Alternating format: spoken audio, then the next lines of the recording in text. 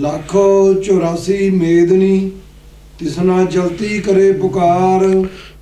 ਇਹ ਮੋਹ ਮਾਇਆ ਸਭ ਪਸਰਿਆ ਨਾਲ ਚੱਲੇ ਨਾ ਅੰਤੀ ਵਾਰ।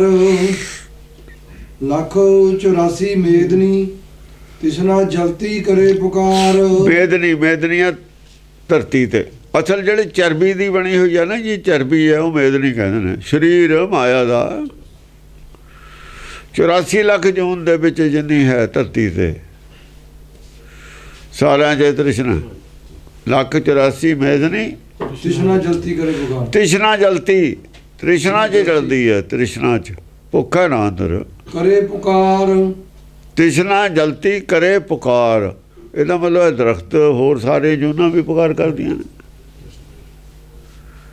ਤੋ ਆਦਮੀ ਤਾਂ ਨਹੀਂ ਪੁਕਾਰ ਕਰਦਾ, ਪੁਕਾਰ ਸਾਰੇ ਹੀ ਕਰਦੇ ਨੇ। ਹਾਂ, ਉਹਨਾਂ ਨੂੰ ਸਭ ਕੁਛ ਹੈ, ਉਹਨਾਂ ਨੂੰ ਵੀ ਲੋੜ ਹੈ। ਲੱਖ 84 ਮੇਦਨੀ ਤ੍ਰਿਸ਼ਨਾ ਜਲਤੀ ਕਰੇ ਪੁਕਾਰ, ਸਾਰੇ ਪੁਕਾਰ ਕਰਦੇ ਨੇ। ਜਦ ਸੂਰਜ ਦੀ ਗਰਮੀ ਹੁੰਦੀ ਹੈ, ਘਾਹ ਫੂਸ ਸੁੱਕਦਾ ਹੈ, ਉਹ ਵੀ ਪੁਕਾਰ ਕਰਦਾ। ਪਰਮੇਸ਼ਰ ਦੀ ਕਿਰਪਾ ਹੋ ਜਾਏ ਮੀਂਹ ਪੈ ਜਾਂਦਾ, ਨਹੀਂ ਉਹ ਕਹਿੰਦਾ ਕੋਈ ਨਹੀਂ, ਜਨਮ ਕੱਟਿਆ ਗਿਆ ਤੁਹਾਡਾ, ਹੋਰ ਜਨਮ ਦੇਵਾਂਗੇ ਵਧੀਆ, ਛੱਡੋ ਪਰੇ। ਪੁਕਾਰ ਤਾਂ ਉਹ ਵੀ ਕਰਦੇ ਨੇ, ਸਾਨੂੰ ਕਿਹੜਾ ਸੁਣਦੇ ਨੇ। ਤੇ ਜੇ 84 ਲੱਖ ਜੂਨ ਹੈ ਪੁਕਾਰ ਕਰਦੀ ਹੈ, ਤੇ ਇਕੱਲੇ ਫਿਰ ਮਾਸ ਕੀ ਰਹਿ ਗਿਆ, ਪੁੰਨ ਪਾਪ ਕੀ ਰਹਿ ਗਿਆ। ਘਾਹ ਫੂਸ ਤਾਂ ਅਸੀਂ ਵੱਢ ਦਿੰਦੇ, ਉਹ ਕਹਿੰਦੇ ਪਾਪੇ ਨਹੀਂ। ਤੇ ਜੇ ਬੱਕਰਾ ਮੁਰਗਾ ਵੱਢੀਏ, ਕੋਈ ਜਾਨਵਰ ਵੱਢੀਏ, ਫਿਰ ਪਾਪ ਹੈ। ਸਾਡੀ ਅਗਿਆਨਤਾ ਹੈ, ਅਸਲ 'ਚ ਇੱਥੇ ਅਗਿਆਨਤਾ ਹੈ। ਉਹ ਦ੍ਰਿਸ਼ਟੀ ਸਾਡੇ ਕੋਲੋਂ ਅਕਲੇ ਨਹੀਂ, ਉਹ ਦ੍ਰਿਸ਼ਟੀ ਉਹ ਨਹੀਂ ਹੈ। ਉਹ ਬਹੁਤੇ ਅਗਿਆਨੀ ਆਦਮੀਆਂ ਨੂੰ ਅਗਿਆਨਤਾ ਹੋਰ ਪੜ੍ਹਾਉਣੀ ਸੀ। ਪਹਿਲਾਂ ਆਦਮੀ ਅਗਿਆਨੀ ਹੈ, ਉਹਨੂੰ ਜ਼ਿਆਦਾ ਅਗਿਆਨੀ ਬਣਾਉਣਾ ਸੀ, ਉਹਨਾਂ ਨੇ ਬਣਾ ਕੇ ਰੱਖਤਾ। ਜੇ ਪਾਪ ਨਾ ਕਹਿੰਦੇ ਤਾਂ ਪੁੰਨ ਨਹੀਂ ਸੀ ਹੋਣਾ ਸ਼ੁਰੂ, ਪੁੰਨ ਦੇ ਨਾਲ ਚੜਾਵਾ ਹੋਣਾ ਸੀ। ਅਸਲ 'ਚ ਉਹਨਾਂ ਨੇ ਆਪਣਾ ਜਿਹੜਾ ਸੀ ਨਾ, ਆਪਣੇ ਆਮਦਨ ਵਧਾਉਣ ਖਾਤਰ ਪਾਪ ਪੁੰਨ ਕ੍ਰੀਏਟ ਕੀਤਾ। ਹੁੰਦਾ ਨਹੀਂ ਇਹ, ਜਿਹੜਾ ਧਰਮਾਂ ਨੇ ਪਾਪ ਪੁੰਨ ਬਣਾਇਆ ਹੈ, ਪਾਪ ਔਰ ਪੁੰਨ ਉਹਨਾਂ ਦੀ ਆਪਣੀ ਆਮਦਨ ਦਾ ਸਾਧਨ ਹੈ, ਹੋਰ ਕੁਝ ਨਹੀਂ ਹੈ ਇਹ। ਹਾਂਜੀ, ਇਹੋ ਮੋਹ ਮਾਇਆ ਸਭ ਪਸਰਿਆ ਨਾਲ ਚੱਲੇ ਨਾ ਅੰਤੀ ਵਾਰ। ਇਹ ਮੋਹ ਮਾਇਆ ਸਭ ਪਸਰਿਆ, ਇਹ ਮੋਹ ਮਾਇਆ ਦਾ ਹੀ ਪਸਾਰਿਆ ਸੰਸਾਰ 'ਚ। ਸਰੀਰ ਦਾ ਮੋਹ ਹੈ ਆਪਣੇ ਦਾ, ਤਾਂ ਹੀ ਪੁਕਾਰ ਕਰਦਾ। ਉਹ ਕਾਫੂਸ ਪੁਕਾਰ ਕਰਦਾ ਵੀ ਮੇਰਾ ਜੀਵਨ ਸਰੀਰ ਗਿਆ। ਆਤਮਾ ਪੁਕਾਰ ਕਰਦੀ ਵੀ ਇਹ ਮੈਨੂੰ ਪੇਟ 'ਚੋਂ ਕੱਢਣਾ, ਜੀ ਲੱਗਿਆ ਹੈ ਮੇਰਾ ਇੱਥੇ।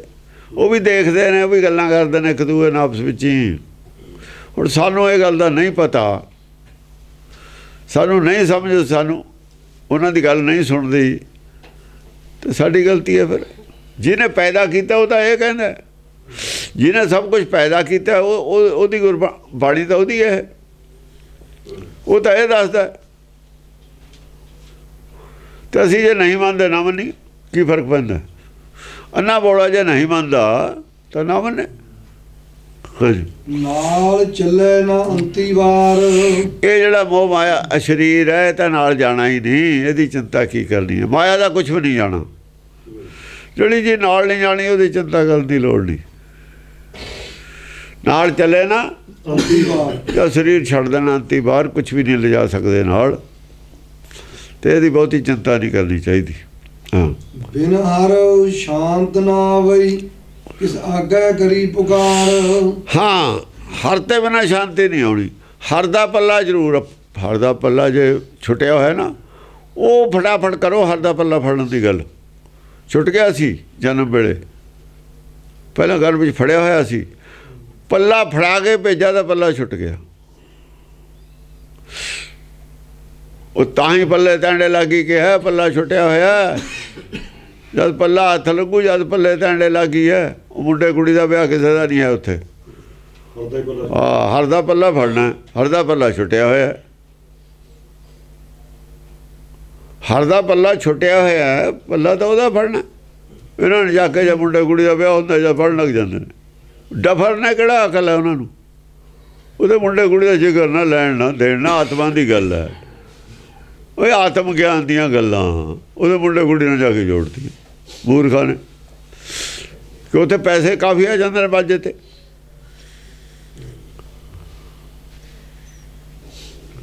ਬਿਜ਼ਨਸ ਬਣਾ ਲਿਆ ਇਹਨਾਂ ਨੂੰ, ਸ਼ਬਦਾਂ ਨੂੰ ਵੀ ਬਿਜ਼ਨਸ ਬਣਾ ਲਿਆ, ਉੱਥੇ ਜਗਾਉਣ ਲੱਗ ਜਾਂਦੇ ਨੇ ਬਹਿ ਕੇ। ਫਿਰ ਇੱਕ ਪਾਸੇ ਪੱਲੇ ਡੰਡੇ ਲੱਗ ਗਈ, ਕਹਿੰਦੇ ਦੂਏ ਪਾਸੇ ਕਹਿੰਦੇ ਦੋਏ ਬਰਾਬਰ ਨੇ। ਫਿਰ ਕਾਹਤੇ ਲੱਗ ਗਈ ਪੱਲੇ ਜੇ ਬਰਾਬਰ ਨੇ? ਫਿਰ ਕਿਉਂ ਲੱਗ ਗਈ? ਬਈ ਧਰਮ ਦੇ ਖੇਤਰ ਤਾਂ ਆਤਮਾ ਪਰਮਾਤਮਾ ਦੇ ਬਰਾਬਰ, ਪਰਮੇਸ਼ਰ ਦੇ ਬਰਾਬਰ ਹੈ ਨਹੀਂ। ਉੱਥੇ ਤਾਂ ਮੰਨਦੇ ਆ, ਉੱਥੇ ਤਾਂ ਬਰਾਬਰ ਹੈ ਨਹੀਂ, ਉੱਥੇ ਤਾਂ ਮੰਨਦੇ ਆ ਪੱਲੇ ਲੱਗਣਾ ਪਊਗਾ। ਇੱਥੇ ਤਾਂ ਤੁਸੀਂ ਬਰਾਬਰ ਮੰਨਦੇ ਹੋ, ਇੱਥੇ ਪੱਲੇ ਕਾਹਤੇ ਲਾਉਣੇ ਹੋ? ਜਿਹੜੇ ਬਰਾਬਰ ਮੰਨਦੇ ਨੇ ਉਹ ਨਹੀਂ ਇਹ ਸ਼ਬਦ ਪੜ੍ਹ ਸਕਦੇ, ਉਹ ਇਸ ਸ਼ਬਦ ਨਹੀਂ ਪੜ੍ਹ ਸਕਦੇ। ਜੇ ਪੜ੍ਹਦੇ ਨੇ ਫਿਰ ਮੂਰਖ ਨੇ, ਬਿਲਕੁਲ ਡਫਰ, ਅੰਧਕੋਰ। ਫਿਰ ਸ਼ਬਦ ਨਹੀਂ ਪੜ੍ਹ ਸਕਦੇ ਤੁਸੀਂ, ਸ਼ਬਦ ਵੀ ਪੜ੍ਹੀ ਜਾਂਦੇ ਹੋ, ਮੰਨੀ ਵੀ ਕੁਛ ਹੋਰ ਜਾਂਦੇ ਹੋ। ਆਹ ਤਾਂ ਇਹਨਾਂ ਦਾ ਗਿਆਨ ਹੈ ਬੜੇ ਸੂਰਮਿਆਂ ਦਾ। ਅਸਲ 'ਚ ਅੰਨੇ ਨੇ ਸਾਰੇ ਹੀ। ਨਿਗਾਹ ਗੋਲ ਕਿਤੇ ਬੜੀ ਬਣ ਜਾਂਦੇ ਨੇ, ਪਤਾ ਹੀ ਨਹੀਂ ਬਾਜੇ 'ਤੇ ਨੋਟ ਆਉਂਦੇ ਨੇ, ਨੋਟਾਂ 'ਚ ਨਿਗਾਹ ਬੜੀ ਬਣ ਜਾਂਦੇ ਨੇ, ਮੂੰਹ ਨਾਲ ਬਾਣੀ ਪੜ੍ਹਦੇ ਨੇ, ਵਿਚਰਦੇ ਨੇ ਮਾਇਆ 'ਚ। ਹਾਂਜੀ। ਬਿਨ ਹਰ ਸ਼ਾਂਤ ਨਾ ਆਵਈ, ਕਿਸ ਆਗੈ ਕਰੀ ਪੁਕਾਰ। ਇਹਨਾਂ ਮਾਇਆ ਨਾਲ ਸ਼ਾਂਤੀ ਨਹੀਂ ਆਉਣੀ, ਜਿਹਦਾ ਪੱਲਾ ਹੱਥ ਆ ਗਿਆ ਸ਼ਾਂਤੀ ਤਾਂ ਆਊਗੀ। ਬਿਨ ਹਰ ਸ਼ਾਂਤੀ ਨਾ ਆਵਈ, ਜਿਹਦੇ ਲੜ ਹੱਥ ਆ ਗਿਆ ਉਹਨੂੰ ਸ਼ਾਂਤੀ ਆ ਜਾਂਦੀ ਹੈ। ਇੱਥੇ ਲੜ ਹੱਥ ਆਏ ਤੇ ਕਲੇਸ਼ ਸ਼ੁਰੂ ਹੁੰਦਾ। ਉਹ ਕਲੇਸ਼ ਜਾਤੇ ਸ਼ੁਰੂ ਹੋਣਾ, ਜਾਤੇ ਵਿਆਹ ਕਰ ਦੇਣਾ। ਘਰ 'ਚ ਪਹਿਲਾਂ ਤਾਂ ਕਲੇਸ਼ ਸਹੀ ਨਹੀਂ, ਇਹ ਕਲੇਸ਼ ਇਹਨਾਂ ਦਾ ਸ਼ੁਰੂ ਜਦ ਹੁੰਦਾ ਜਾਂ ਲੜ ਫੜਾ ਦਿੰਦੇ ਨੇ, ਉਹਦੇ ਬਾਅਦ ਪਹਿਲਾਂ ਕਲੇਸ਼ ਹੈ ਨਹੀਂ, ਉੱਥੇ ਸ਼ਾਂਤੀ ਆਉਣੀ ਹੈ। ਪਤਾ ਨਹੀਂ ਇਹਨਾਂ ਦਾ ਕਿਹੜਾ ਲੜ ਹੈ। ਉਹ ਥਾਣਿਆਂ ਜਦੇ ਜਾਂਦੇ ਨੇ, ਉਹਦੇ ਬਾਅਦ ਜਾਂਦੇ ਨੇ ਥਾਣਿਆਂ 'ਚ, ਉਹਦੇ ਬਾਅਦ ਰੌਲੇ ਪੈਂਦੇ ਨੇ ਘਰਾਂ 'ਚ। ਉਹ ਕਹਿੰਦੇ ਨੇ ਸ਼ਾਂਤੀ ਆ ਜਾਂਦੀ ਹੈ ਜਾਂ ਪੱਲਾ ਹੱਥ ਆਉਂਦਾ, ਜਾਂ ਲੜ ਹੱਥ ਆ ਗਿਆ ਜਾਂ ਸ਼ਾਂਤੀ ਆਉਣੀ ਹੈ। ਅਤੇ ਉੱਥੇ ਤਾਂ ਸ਼ਾਂਤੀ ਆਉਂਦੀ ਉਹ ਨਹੀਂ, ਉਹ ਤਾਂ ਉਦੋਂ ਲੜਾਈ ਸ਼ੁਰੂ ਹੁੰਦੀ ਹੈ ਬਰਾਬਰੀ ਦੀ। ਜੋ ਇਹਨਾਂ ਨੇ ਭਰਿਆ ਹੈ ਦਿਮਾਗ 'ਚ ਫਜ਼ੂਲ, ਉਹਦੀ ਲੜਾਈ ਉਦੋਂ ਸ਼ੁਰੂ ਹੁੰਦੀ ਹੈ। ਲੈ ਕੇ ਗੁਰਬਾਣੀ ਬਹਿ ਜਾਂਦੇ ਹੋ ਤੁਸੀਂ, ਆਨੰਦ ਕਾਰਜਾਂ। ਤੁਹਾਨੂੰ ਕੀ ਮਤਲਬ? ਜਾਏ ਲੋਕ ਉਹਨਾਂ ਨਾਲ ਮੇਲੇ ਨਹੀਂ ਖਾਂਦੇ। ਗੁਰਬਾਣੀ ਦਾ ਮਤਲਬ ਕੀ ਵਿਚਾਲੇ ਆਉਣ ਦਾ? ਕਿਉਂ ਲੈ ਕੇ ਆਉਂਦੇ ਵਿਚਾਲੇ? ਜਾਂ ਮੰਨਦਾ ਹੀ ਨਹੀਂ ਕੋਈ ਦੋਹਾਂ 'ਚੋਂ। ਸਿਰਫ ਗੁਰਦੁਆਰੇ 5-4 ਰੁਪਈਆ ਹੋ ਜਾਂਦਾ ਮੱਥਾ ਟਿਕਾਈ ਦਾ ਹੀ ਆਨੰਦ ਕਾਰਜਾਂ 'ਤੇ। ਜੇ ਚੰਗਾ ਵਿਆਹ ਹੋਵੇ 5-4 ਹੋ ਜਾਂਦਾ, 1000 ਕੁ ਤਾਂ ਹਰੇਕ 'ਚ ਹੋ ਜਾਂਦਾ। ਆਹ ਗੱਲ ਹੈ, ਹੋਰ ਉੱਥੇ ਗੱਲ ਕੀ ਹੈ? ਕੋਈ ਮੰਨਦਾ ਹੈ? ਹਾਂਜੀ। ਕਿਸ ਆਗੈ ਕਰੀ ਪੁਕਾਰ। ਬਿਨ ਹਰ ਸ਼ਾਂਤੀ ਨਾ ਆਵੇ, ਕਿਤੇ ਨਹੀਂ ਸ਼ਾਂਤੀ ਆਉਣੀ ਹਰ ਤੇ ਬਿਨਾ। ਜਿੰਨਾ ਚਿਰ ਹਰ ਦਾ ਲੜ ਨਹੀਂ ਹੱਥ 'ਚ ਆਉਂਦਾ, ਪੱਲਾ ਨਹੀਂ ਹੱਥ 'ਚ ਆਉਂਦਾ, ਸ਼ਾਂਤੀ ਨਹੀਂ ਆ ਸਕਦੀ। ਕਿਉਂਕਿ ਭਵ ਸਾਗਰ ਪਾਰ ਉਸਨੇ ਕਰਨਾ। ਉਹ ਪਾਰ ਖੜਾ ਹੈ ਭਵ ਸਾਗਰ 'ਤੇ, ਉੱਪਰ ਹੈ ਤਰਦਾ।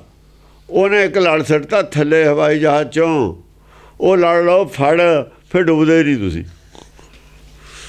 ਆਹ ਗੱਲ ਹੈ ਸਿਰਫ। ਜਾਂ ਲੜ ਹੱਥ 'ਚ ਆ ਗਿਆ ਫਿਰ ਨਹੀਂ ਡੁੱਬਦੇ,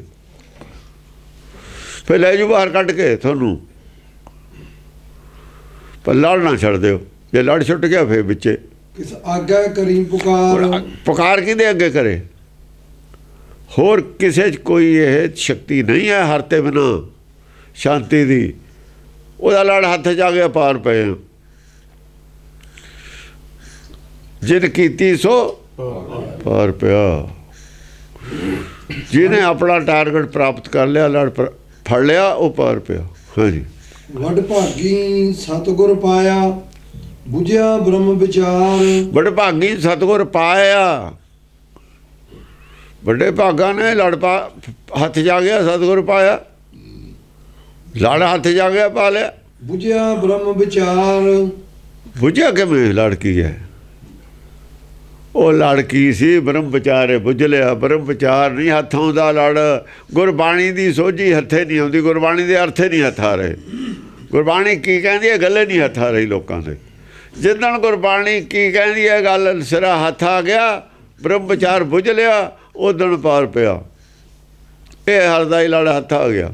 ਇਹੀ ਲੜ ਹੈ ਗੁਰਬਾਣੀ 'ਚ। ਲੜ ਹੈ ਜਿਹੜਾ ਧਾਗਾ ਲਪੇਟਿਆ ਰੀਲ ਤੇ, ਆਖਰੀ ਹਿੱਸਾ ਵੀ ਰੀਲ ਦੇ ਉੱਤੇ ਦੀਨਾ ਨਹੀਂ ਹੈ। ਜਦੋਂ ਸਿਰਾ ਹੱਥ ਆ ਗਿਆ ਨਾ ਸਾਰੀ ਰੀਲ ਉਧੜ ਜਾਣੀ ਹੈ। ਜਿੰਨਾ ਚਿਰ ਸਿਰਾ ਨਹੀਂ ਲੱਭਦਾ ਉਹਨਾਂ ਚਿਰ ਨਹੀਂ ਗੱਲ ਬਣਨੀ। ਜਦ ਸਿਰਾ ਹੱਥ 'ਚ ਆ ਗਿਆ ਬਸ ਫਿਰ ਕੀ ਹੈ, ਫਿਰ ਤਾਂ ਸਾਰੀ ਰੀਲ ਉਧੜ ਜਾਣੀ ਹੈ। ਸਿਰਾ ਨਹੀਂ ਹੱਥ 'ਚ ਆ ਰਿਹਾ, ਬਰੀਕ ਹੈ ਸਿਰਾ, ਵਿੱਚ ਹੀ ਹੈ ਸਿਰਾ। ਸਿਰਾ ਟੋਲਣ ਨੂੰ ਮਿਹਨਤ ਚਾਹੀਦੀ ਹੈ ਵੀ ਕੀ ਕਹਿ ਰਹੀ ਹੈ। ਇਹਦਾ ਪੁੱਠੀਓ ਚਲਾਈ ਜਾਂਦੇ ਨੇ, ਪੁੱਠੇ ਪਾਸੇ ਨੂੰ ਦੇੜਦੇ ਨੇ। ਇਹ ਪੁੱਠੇ ਪਾਸੇ ਸਾਡੀ ਭਾਸ਼ਾ ਪੁੱਠੀ ਹੈ। ਕਬੀਰ ਨੇ ਬੀਚ ਚ ਕਹਿ ਦਿੱਤਾ ਸੀ। ਵੈਸੇ ਸਭ ਤੋਂ ਪਹਿਲਾ ਭਗਤ ਕਬੀਰ ਇਹ ਹੈ ਤਾਂ ਕੱਚੀ ਬਾਣੀ, ਪਰ ਉਦੋਂ ਉਹਨੇ ਬੁੱਝ ਲਈ ਸੀ ਗੱਲ। ਰੰਗੀ ਕੋ ਨਾ ਰੰਗੀ ਕਹੇ, ਕਹਿੰਦਾ ਦੁਨੀਆ ਦਾ ਲੋਕ ਪਾਗਲ ਨੇ। ਨਾਰੰਗੀ ਕਿੱਡੀ ਰੰਗਦਾਰ, ਕਿੰਨਾ ਗੂੜਾ ਰੰਗ ਨੂੰ ਕਹਿੰਦੇ ਨਾਰੰਗੀ, ਉਹਦਾ ਰੰਗ ਹੈ। ਰੰਗੀ ਕੋ ਨਾਰੰਗੀ ਕਹੇ ਬਣੇ ਦੁੱਧ ਕੋ ਖੋਇਆ। ਦੁੱਧ ਦਾ ਖਰਾਬ ਹੋ ਜਾਂਦਾ 6 ਘੰਟੇ 'ਚ। ਗਰਮੀ ਦਾ ਮਹੀਨਾ ਤਾਂ 2 ਘੰਟੇ 'ਚ ਖਰਾਬ ਹੋ ਜਾਂਦਾ ਜੇ ਚੋ ਕੇ ਰੱਖ ਦਈਏ, ਜੇ ਫਰਿੱਜ ਨਾ ਹੋਵੇ। ਜੇ ਉਹਦਾ ਖੋਆ ਮਾਰ ਕੇ ਰੱਖ ਲਈਏ ਤਾਂ ਉਹਨੂੰ ਚਾਹੇ ਹਫ਼ਤਾ ਰੱਖ ਲੈ, ਬਣ ਗਿਆ ਨਾ ਦੁੱਧ। ਦੁੱਧ ਹੈ ਉਹ, ਅਸਲ ਦੁੱਧ ਹੁੰਦਾ। ਪਹਿਲਾਂ ਵਿੱਚ ਪਾਣੀਓ ਸਾੜਿਆ ਸੀ, ਪਾਊਡਰ ਨੂੰ ਦੁੱਧ ਕਹਿੰਦੇ ਅਸੀਂ। ਬਣੇ ਦੁੱਧ ਕੋ ਖੋਇਆ, ਹੁਣ ਬਣਾ ਕੇ ਰੱਖ ਲਿਆ ਕੋਈ ਪਦਾਰਥ ਉਹਦਾ, ਲੰਬੀ ਉਮਰ ਕਰਕੇ ਉਹਨੂੰ ਕਹਿੰਦੇ ਖੋਇਆ ਗਿਆ। ਖੋਏ ਦਾ ਮਤਲਬ ਖੋਇਆ ਗਿਆ ਵੀ ਖਰਾਬ ਕਰਤਾ, ਬੇਕਾਰ ਹੋ ਗਿਆ। ਬਣੇ ਦੁੱਧ ਕੋ ਖੋਇਆ, ਦੱਸੋ ਖੋਇਆ ਗਿਆ ਹੈ? ਦੁੱਧ ਤਾਂ ਬਣ ਗਿਆ, ਦੁੱਧ ਤਾਂ ਸਭ ਬਣਨੇ। ਬਣੇ ਦੁੱਧ ਕੋ ਖੋਇਆ, ਚਲਤੀ ਕੋ ਗਾਡੀ ਕਹੇ। ਆ ਜਿਹੜੀ ਚਲਦੀ ਹੈ ਭੱਜੀ ਜਾਂਦੀ ਉਹਨੂੰ ਕਹਿੰਦਾ ਗਾਡੀ। ਗਾੜੀ ਦਾ ਮਤਲਬ ਗੱਡੀ ਹੋਈ। ਤਿੰਨੇ ਗੱਲਾਂ ਗਲਤ ਕਹੀਆਂ ਇਹਨਾਂ ਨੇ। ਇਹਨਾਂ ਦੀ ਭਾਸ਼ਾ ਹੀ ਪੁੱਠੀ ਹੈ। ਦੇਖ ਕਬੀਰਾ ਰੋਇਆ, ਕਹਿੰਦਾ ਕਬੀਰ ਨੂੰ ਤਾਂ ਰੋਣਾ ਇਹਨਾਂ ਦੀ ਬੇਵਕੂਫੀ ਤੋਂ ਆਉਂਦਾ। ਇਹ ਪਾਗਲਾਂ ਦੀ ਅਕਲ ਤੋਂ ਰੋਣਾ ਆਉਂਦਾ। ਇਹ ਪਾਗਲ ਹੈ ਦੁਨੀਆ, ਅਤੇ ਪਾਗਲ ਤਾਂ ਉਹਨੇ ਸਾਬਤ ਕਰਤਾ ਸੀ ਸਾਰੇ। ਪੰਡਤ ਦੀ ਬਾਣੀ ਬਣਾਈ ਹੋਈ ਹੈ, ਬੋਲੀ ਪੰਡਤ ਦੀ ਬਣਾਈ ਹੈ ਭਾਸ਼ਾ। ਕਾਸ਼ੀ ਦੇ ਵਿੱਚੋਂ ਭਾਸ਼ਾ ਪੈਦਾ ਹੋਈ ਹੈ। ਕਾਸ਼ੀ 'ਚ ਇਹ ਗੱਲ ਕਹਿਤੀ ਵੀ ਇਹਨੂੰ ਮੂੰਹ 'ਚ ਪਾ ਲਓ ਆਪਣੇ ਵਾਪਸ। ਇਹ ਭਾਸ਼ਾ ਨੂੰ, ਇਹ ਭਾਸ਼ਾ ਡੋਬ ਦੂਗੀ ਤੁਹਾਨੂੰ। ਔਰ ਇਹ ਭਾਸ਼ਾ ਹੀ ਡੋਬ ਰਹੀ ਹੈ ਸੰਸਾਰ ਨੂੰ। ਇਹ ਭਾਸ਼ਾ ਹੀ ਡੋਬ ਰਹੀ ਹੈ। ਇਹ ਭਾਸ਼ਾ ਹੀ ਹੈ ਸਿਰਾ ਨਹੀਂ ਹੱਥ ਆਉਣ ਦਿੰਦੀ ਗੁਰਬਾਣੀ ਦਾ। ਜਿਹੜਾ ਗੁਰਬਾਣੀ ਦੇ ਅਰਥਾਂ ਦਾ ਸਿਰਾ ਨਹੀਂ ਆਉਣ ਦਿੰਦੀ, ਇਹ ਭਾਸ਼ਾ ਹੈ ਬੜੇ ਦੂਧ ਕੋ ਖੋਏ ਵਾਲੀ ਪੁੱਠੀ ਭਾਸ਼ਾ। ਸਾਰੇ ਪੁੱਠੇ ਅਰਥ ਨੇ ਇਹਨਾਂ ਦੇ। ਜਿਹੜਾ ਸਭ ਤੋਂ ਬੜਾ ਅੜਿੱਕਾ ਹੈ ਇਹਨਾਂ ਦਾ ਆਪਣਾ ਦਿਮਾਗ, ਜਿੱਥੇ ਆਪਣੀ ਬੁੱਧੀ ਹੈ, ਉਸੇ ਦਾ 10ਵੇਂ ਦਵਾਰ ਮੰਨ ਲਿਆ ਇਹਨਾਂ ਨੇ।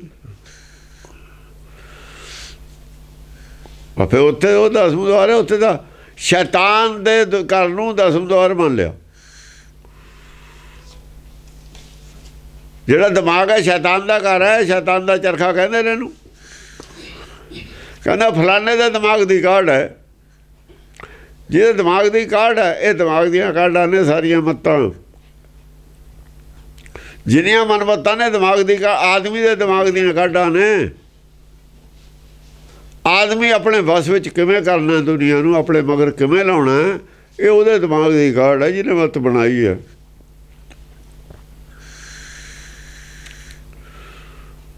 ਲੋਗਨ ਕੋ ਬਸ ਕੀਨ, ਭੇਖ ਵੀ ਬਣਾਇਆ। ਭੇਖ ਦਿਖਾਇਓ ਜਗਤ ਕੋ, ਭੇਖ ਬਣਾ ਲਿਆ ਸ਼ਿਵ ਜੀ ਨੇ।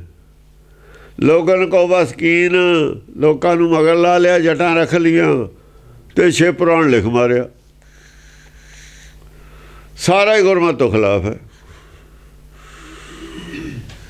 ਉਧਰ ਵਿਸ਼ਨੂੰ ਨੇ ਹੀ ਕੰਮ ਕੀਤਾ, ਉਧਰ ਪੰਡਤ ਨੇ ਵਾਰਡ ਪਾੜ ਲਈ। ਵੇਦ ਦੀ ਭਾਸ਼ਾ ਹੀ ਬਦਲ ਕੇ ਰੱਖਤੀ। ਜੋ ਵੇਦ ਵਿੱਚ ਅਰਥ ਨੇ, ਲਫ਼ਜ਼ਾਂ ਦੇ ਅਰਥ ਪੁੱਠੇ ਕਰਤੇ। ਵੇਦ ਬਾਣੀ ਨੂੰ ਪੁੱਠਾ ਗੇੜਾ ਦੇ ਦਿੱਤਾ ਅਤੇ ਬਣੇ ਦੂਧ ਕੋ ਖੋਇਆ ਕਹਿ ਦਿੱਤਾ। ਦੁੱਧ ਤਾਂ ਦੁੱਧ ਹੀ ਰਹਿ ਗਿਆ, ਬਣਿਆ ਹੀ ਰਹਿ ਗਿਆ। ਪਰ ਇਹਨਾਂ ਦਾ ਜਨਮ ਪਦਾਰਥ ਖੋਇਆ ਗਿਆ, ਇਹਨਾਂ ਦਾ ਆਪਣਾ ਜਨਮ ਖੋਇਆ ਗਿਆ, ਆਪਣਾ ਕੱਖ ਨਹੀਂ ਵਜਾ, ਦੁੱਧ ਤਾਂ ਦੁੱਧ ਹੀ ਰਹਿ ਗਿਆ। ਦੁਨੀਆ ਖਾਂਦੀ ਹੈ ਹੁਣ ਵੀ, ਨਾ ਜੋ ਮਰਜ਼ੀ ਰੱਖ ਲਓ, ਪਰ ਤੁਹਾਡਾ ਜਨਮ ਜ਼ਰੂਰ ਖੋਇਆ ਗਿਆ, ਆਪਣਾ ਜਨਮ ਜ਼ਰੂਰ ਖੋ ਲਿਆ ਤੁਸੀਂ ਖੋਇਆ ਕਹਿ ਕੇ। ਜੇ ਖੋਇਆ ਤਾਂ ਤੁਹਾਡਾ ਜਨਮ ਖੋਇਆ, ਤੁਸੀਂ ਜੂਏਬਾਜੀ ਹਾਲ ਲਈ ਇਹ ਭਾਸ਼ਾ ਬਣਾ ਕੇ। ਉਹਦਾ ਚੀਜ਼ਾਂ ਉਹੀ ਨੇ, ਗਾੜੀ ਤਾਂ ਚਲਦੀ ਹੋਈ ਹੈ, ਉਹ ਤਾਂ ਚਲਦੀ ਹੋਈ ਹੈ ਹੁਣ ਵੀ, ਉਹਦਾ ਨਾਂ ਤਾਂ ਬਦਲਿਆ ਜਾ ਸਕਦਾ ਹੈ। ਪਰ ਤੁਹਾਡਾ ਜਿਹੜਾ ਜਨਮ ਹੈ ਨਾ, ਇਹ ਜ਼ਰੂਰ ਖੋਇਆ ਗਿਆ। ਇਹ ਭਾਸ਼ਾ ਨੂੰ ਪ੍ਰੇਮ ਕਰਨ ਵਾਲਿਆਂ ਦਾ ਜਨਮ ਜ਼ਰੂਰ ਖੋਇਆ ਗਿਆ, ਔਰ ਬਚ ਵੀ ਨਹੀਂ ਸਕਦਾ, ਇਹ ਬਚਾਇਆ ਵੀ ਨਹੀਂ ਜਾ ਸਕਦਾ ਜਿੰਨਾ ਚਿਰ ਤੁਸੀਂ ਇੱਕਦਮ ਉਲਟੀ ਭਾਸ਼ਾ ਨਹੀਂ, ਉਲਟੀ ਨਹੀਂ ਕਰਦੇ। ਭਾਸ਼ਾ ਉਲਟੀ ਰੇ ਮਨ ਉਲਟੀ ਰੇ, ਇਹ ਸਾਖਤਾਂ ਦੀ ਭਾਸ਼ਾ ਹੈ, ਸੰਤਾਂ ਨਾਲ ਉਲਟੀ ਹੈ। ਇਹਨਾਂ ਨੇ ਭਾਸ਼ਾ ਉਲਟੀ ਕਰੀ ਕਿ ਦੁਨੀਆ ਨੂੰ ਪੁੱਠੇ ਪਾਸੇ ਲਿਜਾ ਕੇ ਡੋਬ ਕੇ ਮਾਰਨਾ, ਤਾਂ ਉਹ ਭਾਸ਼ਾ ਨਹੀਂ ਬਦਲਣ ਦਿੰਦੇ। ਉਹ ਡੁਬਾਉਣ ਵਾਲੀ ਭਾਸ਼ਾ, ਸਿਮਰਤ ਸ਼ਾਸਤਰ ਦੀ ਭਾਸ਼ਾ ਡੁਬਾਉਣ ਵਾਲੀ ਹੈ। ਸ਼ਾਸਤਰੀ ਭਾਸ਼ਾ ਇੱਕ ਆ ਜਿਹੜੀ ਸਾਡੀ ਭਾਸ਼ਾ, ਸ਼ਾਸਤਰੀ ਭਾਸ਼ਾ, ਸ਼ਾਸਤਰਾਂ ਦੀ ਭਾਸ਼ਾ ਹੈ। ਇਹ ਉਹ ਜਿਹੜੀ ਵੇਦ ਭਾਸ਼ਾ ਹੈ, ਉਹ ਗੁਰਮੁਖੀ ਭਾਸ਼ਾ ਹੈ, ਉਹ ਵੇਦ ਵਿਦਿਆ। ਇਹ ਤਾਂ ਬਿਲਕੁਲ ਉਲਟ ਹੈ, ਦੋ ਵਿਦਿਆਵਾਂ ਆਪਸ ਵਿੱਚ ਹੀ ਉਲਟ ਨੇ, ਸ਼ਾਸਤਰੀ ਵਿਦਿਆ ਔਰ ਵੇਦ ਵਿਦਿਆ। ਸ਼ਾਸਤਰੀ ਵਿਦਿਆ ਵੇਦ ਵਿਦਿਆ ਦੇ ਵਿਰੋਧ 'ਚ ਬਣਾਈ ਹੋਈ ਹੈ। ਤਾਂ ਹੀ ਸਿਮਰਤ ਸ਼ਾਸਤਰ ਪੁੰਨ ਪਾਪ ਵਿਚਾਰਦੇ, ਤੱਤੇ ਸਾਲ ਨਾ ਜਾਣਾ। ਤੱਤ ਗਿਆਨ ਸਿਮਰਤ ਸ਼ਾਸਤਰ ਵਿੱਚ ਨਹੀਂ, ਕਿਉਂਕਿ ਵਿਦਿਆ ਹੀ ਉਹਨਾਂ ਨੇ ਹੋਰ ਬਣਾ ਲਈ। ਸਿਮਰਤ ਸ਼ਾਸਤਰ ਨੇ ਤੱਤ ਗਿਆਨ ਖੋਰਤਾ ਵਿੱਚ ਖਤਮ ਕਰਤਾ, ਨਸ਼ਟ ਕਰਤਾ। ਤੱਤ ਗਿਆਨ ਨਸ਼ਟ ਕਰਨ ਵਾਸਤੇ ਤਾਂ ਬਣਾਏ ਤੇ ਸਿਮਰਤ ਸ਼ਾਸਤਰ ਹੋ ਗਿਆ। ਅਸੀਂ ਕੀ ਬਣਾਇਆ? ਤੱਤ ਗਿਆਨ ਨਸ਼ਟ ਕਰਨ ਵਾਸਤੇ ਗੁਰਬਾਣੀ ਦਾ, ਗੁਰਦਾਸ ਦੀਆਂ 12 ਪੰਥ ਪ੍ਰਕਾਸ਼, ਇਹ ਸੂਰਜ ਪ੍ਰਕਾਸ਼, ਜਿਹੜੇ ਗ੍ਰੰਥ ਬਣਾਏ ਨੇ ਇਹ ਬਣਾਏ ਗੁਰਬਾਣੀ ਛੱਡਤੀ, ਇਹ ਪੜ੍ਹਨ ਲੱਗ ਗਏ। ਪੰਡਤ ਆ ਗਏ, ਸਿੱਖ ਬਣ ਗਏ, ਉਹਨਾਂ ਨੇ ਆਪਣੀ ਉਹੀ ਵਿਦਿਆ ਇੱਧਰ ਵੜਤੀ ਲਿਆ ਕੇ। ਗੁਰਬਾਣੀ ਵਾਲੀ ਵਿਦਿਆ ਛੱਡਤੀ, ਦੂਈ ਵੜਤੀ ਲਿਆ ਕੇ, ਸ਼ਾਸਤਰੀ ਵਿਦਿਆ ਵੜਤੀ। ਇਹ ਵਿਦਵਾਨਾਂ ਕੋਲ ਉਹੀ ਹੈ, ਯੂਨੀਵਰਸਿਟੀਆਂ 'ਚ ਉਹੀ ਵਿਦਿਆ। ਮੂਰਖਾਂ ਵਾਲੀ ਵਿਦਿਆ, ਮੂਰਖਾਂ ਵਾਲੀ ਮੱਤ ਹੈ, ਮੂਰਖਾਂ ਵਾਲੀ ਵਿਦਿਆ। ਪੰਡਿਆ ਕਮਨ ਕੁਮਤ ਤੁਮ ਲੱਗੇ, ਪਾਂਡੇ ਨੂੰ ਕਿਹਾ ਕੁਮਤ ਲੱਗਿਆ ਹੈ, ਪੁੱਠੀ ਮੱਤ ਹੈ ਤੇਰੀ। ਪੰਡਾ ਕਿੱਥੇ ਆ? ਬਨਾਰਸ ਵਿੱਚ ਹੈ ਪੰਡਾ, ਉਹ ਵੀ ਪੰਡਾ ਗੁਰੂ ਹੈ ਉਹ ਉੱਥੇ ਬਨਾਰਸ ਵਿੱਚ। ਕੁਮਤ ਜਾਂ ਪੰਡੇ ਕੋਲ ਹੈ, ਬਾਕੀਆਂ ਕੋਲ ਕੁਮੱਤੇ ਹੋਣੀਆਂ। ਬਾਕੀਆਂ ਕੋਲ ਮੱਤ ਕਿੱਥੋਂ ਆ ਗਈ? ਬਾਕੀਆਂ ਕੋਲ ਮੱਤ ਕਿੱਥੋਂ ਆਈ? ਵਿਦਵਾਨਾਂ ਕੋਲ ਮੱਤ ਕਿੱਥੋਂ ਆਈ? ਯੂਨੀਵਰਸਿਟੀਆਂ ਦੀ ਉਹੀ ਭਾਸ਼ਾ। ਸਭ ਮੂਰਖ ਇਕੱਠੇ ਹੋਏ ਨੇ। ਹਾਂਜੀ, ਤ੍ਰਿਸ਼ਨਾ ਅਗਨ ਸਭ ਬੁਝ ਗਈ, ਜਨ ਨਾਨਕ ਹਰ ਉਰਤਾਰ। ਤ੍ਰਿਸ਼ਨਾ ਅਗਨ ਸਭ ਬੁਝ ਗਈ। ਜਿਹੜੀ ਤ੍ਰਿਸ਼ਨਾ ਸੀ, ਮਾਇਆ ਦੀ ਭੁੱਖ ਪਿਆਸ ਸੀ, ਸਾਰੀ ਸ਼ਾਂਤ ਹੋ ਗਈ। ਲੋੜ ਹੀ ਨਹੀਂ ਮਾਇਆ ਦੀ। ਉਹ ਜਿਹੜੀ ਲੋੜ ਹੈ ਉਹਨੇ ਆਪੇ ਦੇ ਦੇਣੀ ਹੈ। ਉਹ ਪੇੜ ਪੌਦਿਆਂ ਨੂੰ ਲੋੜ ਕੌਣ ਪੂਰੀ ਕਰਦਾ?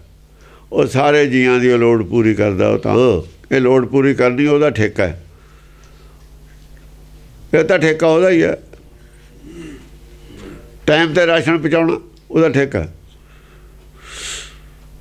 ਤ੍ਰਿਸ਼ਨਾ ਅਗਨ ਸਭ ਬੁਝ ਗਈ, ਜਨ ਨਾਨਕ ਹਰ ਉਰਤਾਰ। ਜਨ ਨਾਨਕ ਹਰ ਉਰਤਾਰ। ਜਨ ਨਾਨਕ ਕਹਿੰਦਾ ਜਦੋਂ ਹਰ ਨੂੰ ਹਿਰਦੇ 'ਚ ਧਾਰਨ ਕੀਤਾ, ਹਰ ਦਾ ਫੜ ਕੇ ਪੱਲਾ ਬਹਿ ਗਏ ਉਹਦੇ ਕੋਲ ਹੀ ਹਿਰਦੇ ਵਿੱਚ, ਤੇ ਸਾਰੀ ਤ੍ਰਿਸ਼ਨਾ ਅਗਨ ਬੁਝ ਗਈ। ਸਰੀਰ ਦੀ ਚਿੰਤਾ ਹੀ ਚੱਕੀ ਗਈ। ਅੱਗ ਦਾ ਸਰੀਰ ਸੀ, ਅੱਗ ਨਾਲ ਚੱਲਦਾ ਸੀ। ਇਹ ਅੱਗ ਦਾ ਸਰੀਰ ਆ ਮਾਇਆ ਦਾ। ਸਾਰੇ ਇੰਜਣ ਅੱਗ ਨਾਲੇ ਚੱਲਦੇ ਨੇ। ਅੱਗ ਨਾਲੇ ਚੱਲਦਾ ਸੰਸਾਰ ਦੇ ਵਿੱਚ ਜੋ ਕੁਝ ਚੱਲਦਾ ਇੰਜਣ, ਇਹ ਵੀ ਅੱਗ ਨਾਲੇ ਚੱਲਦਾ। ਠੰਡਾ ਹੋਇਆ ਤਾਂ ਗਿਆ। ਇਹ ਜੋ ਪੈਂਦਾ ਉਹ ਵੀ ਅੱਗ ਹੈ, ਜੋ ਇਹਨਾਂ ਨੂੰ ਪੈਦਾ ਹੁੰਦਾ ਉਹ ਵੀ ਅੱਗ ਹੈ। ਉਹਦੀ ਬਣਦੀ ਵੀ ਅੱਗ ਹੈ। ਸਰੀਰ ਗਰਮ ਹੁੰਦਾ ਹੈ, ਇਹ ਇੰਜਣ ਤਾਂ ਅੱਗ ਨਾਲੇ ਚੱਲ, ਅਗਨ ਸਾਗਰ ਦੇ ਵਿੱਚ ਅੱਗ ਨਾਲੇ ਚੱਲਦਾ ਸਭ ਕੁਛ। ਅੱਗ ਪ੍ਰਧਾਨ ਹੈ ਇੱਥੇ। ਜਦੋਂ ਸੁਖ ਸਾਗਰ ਚਲੇ ਗਏ, ਹਰ ਦੇ ਘਰ ਚਲੇ ਗਏ, ਉੱਥੇ ਅੱਗ ਨਹੀਂ ਹੈ, ਉੱਥੇ ਸਭ ਕੁਝ ਸ਼ਾਂਤੀ ਨਾਲ ਚੱਲਦਾ। ਉੱਥੇ ਕਿਹੜਾ ਭੱਜਣਾ ਕਿਤੇ, ਜਿੱਥੇ ਭੱਜਣਾ ਉੱਥੇ ਅੱਗ ਚਾਹੀਦੀ ਹੈ। ਉੱਥੇ ਤਾਂ ਜਾਣਾ ਹੀ ਨਹੀਂ, ਉਹਦਾ ਟਿਕ ਕੇ ਬਹਿਣਾ। ਇਹ ਨਹੀਂ ਟਿਕਣ ਦਿੰਦੀ ਅੱਗ, ਅੱਗ ਨਹੀਂ ਟਿਕਣ ਦਿੰਦੀ ਸਾਨੂੰ। ਇਹ ਜਿਹਨੇ ਬੈਠਣਾ ਕਿਥੋਂ, ਚੰਗਾ ਭਲਾ ਭਰਿਆ ਹੋਵੇ ਗੋਡਾਊਨ। ਆ ਜਿਹੜੇ ਦੀਵਾਲੀ ਨੂੰ ਚੱਲਣ ਵਾਲੇ ਨੇ, ਪੈ ਜਾਏ ਅੱਗ, ਸਭ ਚੱਲ ਪੈਂਦੇ ਨੇ, ਟਿਕ ਕੇ ਬਹਿੰਦੇ ਨੇ। ਟਿਕ ਕੇ ਬੈਠੇ, ਅੱਗ ਪੈਂਦੀ ਸਾਰੇ ਦੇਖ ਲਓ ਫਿਰ ਕੀ ਹਾਲ ਹੁੰਦਾ। ਜੇ ਕੋਈ ਭੱਜ ਕੇ ਵਜੇ ਭਾਵੇਂ ਵਾਜਾ ਨਹੀਂ, ਉਹਨੂੰ ਵੀ ਲੈ ਲੈਂਦੇ ਨੇ ਵਿੱਚ ਬੈਠੇ ਨੂੰ, ਕਹਿੰਦੇ ਆ ਤਾਂ ਸਾਡੇ ਨਾਲ ਚੱਲ, ਜੇ ਨਾ ਚੱਲੇਗਾ ਤੈਨੂੰ ਅਸੀਂ ਚਲਾ ਦਾਂਗੇ ਗਾਂ। ਫਿਰ ਚਲਾ ਵੀ ਦਿੰਦੇ ਨੇ। ਇਹ ਨਹੀਂ ਅੱਗ ਬਹਿੰਦੀ। ਇਹ ਤਾਂ ਬਰੂਦ ਦਾ ਢੇਰ ਹੈ ਸਾਰਾ ਸੰਸਾਰ। ਸੰਸਾਰ ਹੈ ਹੀ ਬਾਰੂਦ ਦਾ ਢੇਰ। ਅਸੀਂ ਖਤੇ ਬਹੁਤ ਕਮਾਵਦੇ, ਅੰਤ ਨਾ ਪਾਰਾਵਾਰ। ਅਸੀਂ ਖਤੇ ਬਹੁਤ ਕਮਾਉਂਦੇ। ਅਸੀਂ ਕੀ ਕਰਦੇ ਹਾਂ? ਗਲਤੀਆਂ। ਖਤਾ, ਖਤਾ ਗਲਤੀ ਨੂੰ ਕਹਿੰਦੇ ਨੇ। ਇਹ ਉਰਦੂ ਦਾ ਲਫ਼ਜ਼ ਹੈ ਖਤਾ। ਕਮਾਉਂਦੇ ਆਇਆ ਨਾ ਸ਼ਬਦ। ਜੇ ਖੱਤੇ ਟੋਏ ਹੁੰਦਾ ਤਾਂ ਪੁੱਟਣੇ ਆਉਂਦਾ ਹੁੰਦਾ, ਫਿਰ ਕਮਾਉਂਦੇ ਨਹੀਂ ਆ ਸਕਦਾ। ਜੇ ਖੱਤੇ ਦਾ ਟੋਏ ਹੁੰਦਾ ਫਿਰ ਉੱਦਾਂ ਅਸੀਂ ਟੋਏ ਬਹੁਤ ਪੁੱਟਦੇ। ਖੱਤੇ ਗਲਤੀਆਂ ਕਰਦੇ ਹਾਂ ਅਸੀਂ। ਸਾਡੀ ਕਮਾਈ ਕੀ ਹੈ? ਗਲਤੀਆਂ। ਗਲਤੀਆਂ ਦੀਆਂ ਪੰਡਾਂ ਬੰਨੀਆਂ ਹੋਈਆਂ ਨੇ। ਅੰਤ ਨਾ ਪਾਰਾਵਾਰ। ਅੰਤ ਨਾ ਪਾਰਾਵਾਰ। ਬੋਰੀਆਂ ਭਰ ਸਿਉਂ ਰੱਖੀ ਜਾਂਦੇ। ਗਲਤੀਆਂ ਦੀਆਂ ਨਾਲ ਲੈ ਜਾਣੀਆਂ ਨੇ ਕਰਕੇ। ਗਲਤੀਆਂ ਦੇ ਜਵਾਬ ਦੇਣੇ ਪੈਣੇ ਨੇ। ਕਹਾਂ ਗਲਤੀਆਂ ਤਾਂ ਲਿਖੀਆਂ, ਅਸੀਂ ਨਾਲ ਕੀ ਲੈ ਜਾਣੀਆਂ? ਪਹਿਲਾਂ ਹੀ ਜਾਈ ਜਾਂਦੀਆਂ ਨੇ। ਇੱਥੋਂ ਫੈਕਸੋ ਹੋ ਜਾਈ ਜਾਂਦੀਆਂ ਪਹਿਲਾਂ ਹੀ ਫੈਕਸੋ ਹੋ ਭੇਜੀ ਜਾਂਦੇ ਨੇ ਵੀ ਆਹ ਕਰਤੀ ਗਲਤੀ, ਉਹ ਕਰਤੀ। ਅਸੀਂ ਅੰਦਰ ਲਿਖੀ ਜਾਂਦੇ ਹਾਂ ਪੁੰਨ ਪਾਪ। ਪੁੰਨ ਪਾਪ ਅਸੀਂ ਵੀ ਤਾਂ ਲਿਖਦੇ ਹੀ ਹਾਂ। ਅੰਦਰੇ ਬੈਠਾ ਲਿਖਣ ਵਾਲਾ ਧਰਮਰਾਜ। ਖਤੇ ਬਹੁਤ ਕਮਾਉਂਦੇ, ਅਸੀਂ ਬਹੁਤ ਗਲਤੀਆਂ ਕਰਦੇ ਹਾਂ। ਅੰਤ ਨਾ ਪਾਰਾਵਾਰ। ਕਿੰਨੀਆਂ ਕਰਦੇ ਹਾਂ ਨਹੀਂ ਗਿਣਾ ਸਕਦੇ। ਅੰਤ ਕੋਈ ਨਹੀਂ। ਅੰਤ ਪਾਰਾਵਾਰ ਇਹ ਨਹੀਂ ਗਲਤੀਆਂ ਜਿੰਨੀਆਂ ਅਸੀਂ ਕਰਦੇ ਹਾਂ। ਉਹ ਗਲਤੀਆਂ ਗਿਣਾਈਆਂ ਵੀ ਨਹੀਂ ਜਾ ਸਕਦੀਆਂ। ਸਾਨੂੰ ਚੇਤਾ ਵੀ ਨਹੀਂ ਹੈ ਉਹਨਾਂ ਦਾ। ਹਾਂ। ਹਰੀ ਕਿਰਪਾ ਕਰਕੇ ਬਖਸ਼ ਲਿਓ, ਹਉ ਪਾਪੀ ਵੱਡ ਗੁਨਾਹਗਾਰ। ਕੋਈ ਮੰਨਦਾ ਇਹ ਗੱਲ? ਕੌਣ ਮੰਨਦਾ ਇਹ ਗੱਲ? ਗੁਰਬਾਣੀ ਤਾਂ ਕਹਿੰਦੀ ਹੈ, ਮੰਨੀ ਕਿਸੇ ਨੇ ਗੱਲ। ਹਮ ਖਤੇ ਬਹੁਤ ਕਮਾਉਂਦੇ, ਕੁਝ ਅੰਤ ਨਾ ਪਾਰਾਵਾਰ। ਹਰ ਕਿਰਪਾ ਕਰਕੇ ਬਖਸ਼ ਲਿਓ। ਹਉ ਪਾਪੀ ਹਰ ਤੂੰ ਕਿਰਪਾ ਕਰ, ਅਸੀਂ ਨਾ ਗਲਤੀਆਂ ਕਰੀਏ। ਹਮ ਪਾਪੀ ਵੱਡ ਗੁਨਾਹਗਾਰ। ਅਸੀਂ ਪਾਪੀ ਹਾਂ, ਬੜੇ ਗੁਨਾਹਗਾਰ ਹਾਂ। ਕੌਣ ਮੰਨਦਾ ਪਾਪੀ? ਸੰਤ ਮੰਨਦੇ ਨੇ ਪਾਪੀ। ਤੇ ਪਾਪੀ ਤਾਂ ਹੈ ਉਹ, ਮੰਨਦੇ ਨਾ ਮੰਨਣ। ਜੇ ਪਾਪੀ ਹੋ ਤਾਂ ਬੋਰਡ ਬ੍ਰਹਮ ਗਿਆਨ ਦੇ ਕਾਹਦੇ ਲਾਏ ਨੇ? ਬ੍ਰਹਮ ਗਿਆਨੀ ਅਸੀਂ ਬੋਰਡ ਕਾਹਦੇ ਲਾਏ ਨੇ? ਬ੍ਰਹਮ ਗਿਆਨੀ ਪਾਪੀ ਹੁੰਦੇ ਨੇ। ਜੇ ਬ੍ਰਹਮ ਗਿਆਨੀ ਨੇ ਪੰਕਤੀ ਨਹੀਂ ਪੜ੍ਹ ਸਕਦੇ, ਜੋ ਬ੍ਰਹਮ ਗਿਆਨੀ ਨੇ ਪੰਕਤੀ ਨਹੀਂ ਪੜ੍ਹ ਸਕਦੇ, ਬ੍ਰਹਮ ਗਿਆਨੀ ਪਾਪੀ ਨਹੀਂ ਹੁੰਦਾ, ਨਾ ਬੜ ਗੁਨਾਹਗਾਰ ਹੁੰਦਾ। ਫਿਰ ਨਹੀਂ ਇਹ ਪੰਕਤੀ ਪੜ੍ਹ ਸਕਦੇ ਹੋ, ਕਿਉਂਕਿ ਹਮ ਕਹਿ ਰਹੇ ਨੇ ਨਾ ਹੋ ਹਮ ਪਾਪੀ ਬੜ ਗੁਨਾਹਗਾਰ। ਵਿੱਚੇ ਆ ਗਏ ਸੰਤ। ਫਿਰ ਉਹ ਇਹ ਅੱਧੀ ਬਾਣੀ ਹੈ ਜੀ, ਪੜ੍ਹੇ ਨਹੀਂ ਸਕਦੇ ਸੰਤ। ਉਹਨਾਂ ਵਾਲੀ ਬਾਣੀ ਹੋਰ ਹੋਊ, ਸੰਗਤ ਵਾਲੀ ਬਾਣੀ ਹੋਰ ਹੋਊਗੀ। ਤੇ ਫਰੌਡ ਕਿਹਦੇ ਨਾਲ ਕਰਦੇ ਨੇ? ਉਹ ਤਾਂ ਪੜ੍ਹੇ ਨਹੀਂ ਸਕਦੇ ਬਹੁਤ ਸਾਰੀ ਬਾਣੀ। ਜੋ ਬ੍ਰਹਮ ਗਿਆਨੀ ਨੇ ਉਹਨਾਂ ਕੋਲ ਕੋਈ ਜਵਾਬ ਨਹੀਂ। ਜਿੱਦਣ ਹੱਥਕੜੀਆਂ ਪੈ ਗਈਆਂ ਜਵਾਬ ਕੋਈ ਨਹੀਂ ਉਹਨਾਂ ਦੇ। ਉਹ ਕਿਵੇਂ ਪੜ੍ਹ ਲੈਣਗੇ ਬਾਣੀ? ਬ੍ਰਹਮ ਗਿਆਨੀ ਖਤੇ ਕਰਦੇ ਹੁੰਦੇ ਨੇ, ਗਲਤੀਆਂ ਕਰਦੇ ਹੁੰਦੇ ਨੇ। ਤੇ ਪਾਪੀ ਨੇ ਬੜ ਗੁਨਾਹਗਾਰ ਨੇ। ਜੇ ਪਾਪੀ ਨੇ ਫਿਰ ਮੰਨੋ ਬਾਪ। ਪਾਪੀ ਕੀ ਪਾਪ ਕਰਦੇ ਹੋ ਤੁਸੀਂ? ਹਿਰਨਾ ਬਾਜਾਂ ਤੇ ਸਿਕਦਾਰਾਂ ਇਹਨਾਂ ਪੜਿਆ ਨਾ, ਫਾਹੀ ਲੱਗੀ ਜਾਤ ਪਾਇਨ ਅੱਗੇ ਨਾਹੀਂ ਥਾਂ। ਇੱਕ ਤਾਂ ਇਹ ਹੈ ਸਾਖਤਾਂ ਦਾ। ਇੱਕ ਦੂਆ ਭੇਖ ਦਿਖਾਇਓ ਜਗਤ ਕੋ ਲੋਗਨ ਕੋ ਬਸ ਕੀਨ, ਉਹ ਅੰਤਕਾਲ ਕਾਤੀ ਕਟਿਓ ਬਾਸਨਾ। ਫਿਰ ਉਹਨਾਂ ਨਾਲ ਤਾਂ ਬ੍ਰਹਮ ਗਿਆਨੀ ਲੱਗਿਆ ਹੀ ਨਹੀਂ ਹੋਇਆ। ਜੇ ਖਤੇ ਕਮਾਉਣੇ ਵਾਲੇ ਨੇ ਤਾਂ ਬ੍ਰਹਮ ਗਿਆਨੀ ਨਹੀਂ ਨਾਲ ਲੱਗਦਾ। ਜੇ ਬ੍ਰਹਮ ਗਿਆਨੀ ਨਾਲ ਲੱਗਦਾ, ਖਤੇ ਕਮਾਉਣੇ ਵਾਲੀ ਪੰਕਤੀ ਉਹਨਾਂ 'ਤੇ ਲਾਗੂ ਨਹੀਂ ਹੁੰਦੀ, ਫਿਰ ਨਹੀਂ ਉਹ ਪੜ੍ਹ ਸਕਦੇ। ਇਹਦਾ ਪਾਠ ਨਹੀਂ ਕਰ ਸਕਦੇ, ਇਹਨਾਂ ਦੇ ਬੰਦੇ ਨਹੀਂ ਪਾਠ ਕਰ ਸਕਦੇ। ਉਹਦਾ ਕਰਦਾ ਰਾਜ ਨਹੀਂ, ਜੋ ਮਰਜ਼ੀ ਪੜ੍ਹੀ ਜਾਓ, ਜੋ ਮਰਜ਼ੀ ਨਾਂ ਰੱਖ ਲਓ। ਉਹ ਉਸੇ ਹੀ ਬਾਣੀ ਨੂੰ ਤੁਸੀਂ ਪੜ੍ਹ ਸਕਦੇ ਹੋ ਜੋ ਤੁਹਾਡੇ 'ਤੇ ਲਾਗੂ ਹੈ। ਕਿਉਂਕਿ ਆਪਣੇ ਵਾਸਤੇ ਪੜ੍ਹਿਆ ਨਾ ਅਸੀਂ ਖਤੇ। ਜਦ ਤੁਸੀਂ ਕਮਾਉਂਦੇ, ਤੁਸੀਂ ਕਦੇ ਕਹਿੰਦੇ ਹੋ ਖਤੇ ਬਹੁਤ ਕਮਾਉਂਦੇ? ਜੇ ਕਮਾਉਂਦੇ ਹੋ ਬ੍ਰਹਮ ਗਿਆਨੀ ਕਿਵੇਂ? ਫਿਰ ਤੁਸੀਂ ਫਿਰ ਝੂਠ ਬੋਲਦੇ ਹੋ। ਖਤੇ ਕਮਾਉਂਦੇ ਨਹੀਂ ਕਹਿ ਰਹੇ ਹੋ, ਅਸੀਂ ਕਮਾਉਂਦੇ ਹਾਂ। ਫਿਰ ਝੂਠ ਬੋਲਦੇ, ਬਾਣੀ ਸੱਚੀ ਨਹੀਂ ਝੂਠੀ ਹੈ। ਤੁਸੀਂ ਨਿਕਲੇ ਨਹੀਂ ਸਕਦਾ ਆਦਮੀ ਤਾਂ ਇਹਦੇ 'ਚੋਂ ਕਿਤੇ ਵੀ। ਬੰਦੇ ਕੋਲ ਕਿਤੇ ਅਕਲ ਹੈ, ਆਦਮੀ ਤਾਂ ਉਹ ਨਹੀਂ ਨਿਕਲ ਸਕਦਾ। ਆਦਮੀ ਨੂੰ ਰੋਲ ਕੇ ਮਾਰ ਦਿੰਦੀ ਹੈ ਬਾਣੀ, ਗੁਰਬਾਣੀ। ਇਹਨਾਂ ਕੋਲ ਬੁੱਧੀ ਕਿਹਦੇ ਕੋਲ ਹੈ? ਇਹ ਤਾਂ ਐਸਾ ਰੋਲ ਦਿੰਦੀ ਹੈ, ਬੁੱਧੀ ਹੱਥ ਖੜੇ ਕਰ ਦਿੰਦਾ। ਇਹ ਭੱਜ ਜਾਂਦਾ, ਛੱਡ ਕੇ ਭੱਜ ਜਾਂਦਾ ਖਾੜਾ ਮੈਦਾਨ। ਜੇ ਕੋਈ ਚਰਚਾ ਕਰਨਾ ਹੁੰਦਾ, ਚਰਚਾ ਹੀ ਨਹੀਂ ਕਰ ਸਕਦਾ। ਗੁਰਬਾਣੀ ਦੇ ਜਾਣੀ ਚਰਚਾ ਮਜ਼ਾਕ ਹੈ। ਹਾਂਜੀ। ਹਰ ਜਿਉ ਲਿਖੈ ਵਾਰ ਨਾ ਆਵਈ, ਤੂੰ ਬਖਸ਼ ਮਿਲਾਵਣ ਹਾਰ। ਹਰ ਜੀਓ ਲੇਖੇ ਵਾਰ ਨਾ ਆਵਈ। ਹੇ ਹਰ ਜੀਓ, ਜੇ ਲੇਖਾ ਚੱਕ ਲਿਆ ਨਾ ਲਿਖਣਾ, ਫੇਰ ਨਹੀਂ ਨੰਬਰ ਆਉਣਾ। ਫਿਰ ਮੁਕਤੀ ਦਾ ਨੰਬਰ ਹੀ ਨਹੀਂ ਆਉਣਾ। ਕਿਉਂਕਿ ਲੇਖਾ ਤਾਂ ਚੱਲਦਾ ਰਹਿਣਾ। ਫਿਰ ਲੇਖਾ ਬੰਦ ਕਦ ਹੋਊਗਾ? ਇਹਦਾ ਕਰ ਲਿਆ, ਇਹ ਜਨਮ 'ਚ ਕਮਾ ਲਿਆ, ਦੂਏ ਦੇ ਵਿੱਚ ਭੁਗਤ ਲਿਆ। ਇਹਦਾ ਲੇਖਾ ਲਿਖ ਲਿਆ, ਅਗਲੇ ਜਨਮ 'ਚ ਖਾ ਲਿਆ। ਫਿਰ ਐਂਡ ਕਿੱਥੇ ਆਊਗਾ? ਐਂਡ ਨਹੀਂ ਆ ਸਕਦਾ। ਲੇਖਾ ਬਰਾਬਰ ਕਦ ਹੋਊ? ਖਤਮ ਕਦ ਹੋਊ? ਜਾਂ ਲੇਖਾ ਲਿਖਣਾ ਛੱਡ ਦਾਂਗੇ, ਜਾਂ ਉਧਾਰ ਖਾਣਾ ਛੱਡ ਦਾਂਗੇ, ਜਦ ਹੋਊਗਾ। ਜਿੰਨਾ ਚਿਰ ਲੇਖਾ ਜਿੰਨਾ ਚਿਰ ਉਧਾਰ ਖਾਤਾ ਚੱਲਦਾ, ਉਹ ਤਾਂ ਪਿਛਲਾ ਦੇ ਜਾ, ਅਗਲਾ ਚੱਲਦਾ। ਪਿਛਲਿਆਂ 'ਚ ਕੁਛ ਦੇ ਜਾ, ਅਗਲਾ ਚੱਲਦਾ ਹੀ ਰਹਿੰਦਾ। ਇੱਥੇ ਤਾਂ ਆਹ ਜਨਮ ਦਾ ਚੱਲਦਾ, ਤਾਂ ਫਸਲ 'ਤੇ ਦੇਣਾ ਪੈਂਦਾ। ਤਾਂ ਚੱਲਦਾ ਹੀ ਹੈ, ਬਸ ਚੱਲਦਾ ਰਹਿਣਾ। ਤੂੰ ਬਖਸ਼ ਮਿਲਾਵਣ ਹਾਰ। ਤੂੰ ਬਖਸ਼ ਮਿਲਾ, ਇਹ ਲੇਖਾ ਦਾ ਬਖਸ਼ਿਆ ਹੀ ਜਾਂਦਾ। ਬਸ ਉਹ ਲੈਵੇ ਲੈਣਾ ਦੇਣਾ, ਕਲਮ ਮਾਰਤੀ, ਹੁਣ ਛੁੱਟੀ। ਇਹਦਾ ਕਲਮੇ ਮਾਰ ਨਹੀਂ ਪੈਂਦੀ। ਆ ਲੇਖਾ ਨਹੀਂ ਪੂਰਾ ਕਦੇ ਹੁੰਦਾ। ਲੇਖੇ ਦੇ ਵਿੱਚ ਤਾਂ ਕਦੇ ਛੁਟਕਾਰਾ ਹੋਇਆ ਹੀ ਨਹੀਂ। ਲੇਖਾ ਛੱਡ, ਅਲੇਖਾ ਛੁੱਟਾ। ਲਿਖਣਾ ਹੀ ਬੰਦ ਕਰ ਦੇ ਬਸ। ਲਿਖਦਾ ਕੀ ਹੈ? ਪੁੰਨ ਪਾਪ ਲਿਖਦਾ ਹੈ। ਜਦੋਂ ਪੁੰਨ ਪਾਪ ਦੀ ਮਨੌਤ ਹਟ ਗਈ, ਲੇਖਾ ਪੜ੍ਹ ਜੂਗਾ ਆਪੇ।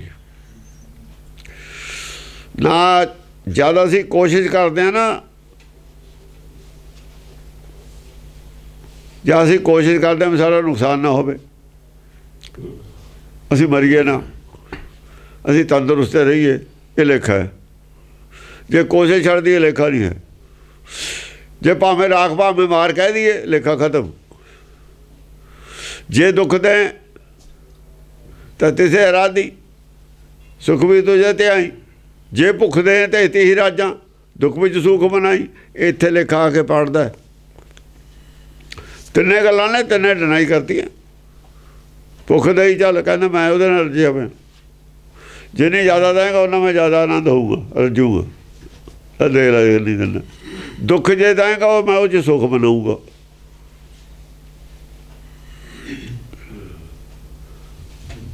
ਇੱਥੇ ਆ ਕੇ ਲੇਖਾ ਪੜ੍ਹਦਾ, ਐਵੇਂ ਨਹੀਂ ਲੇਖਾ ਪੜ੍ਹਦਾ।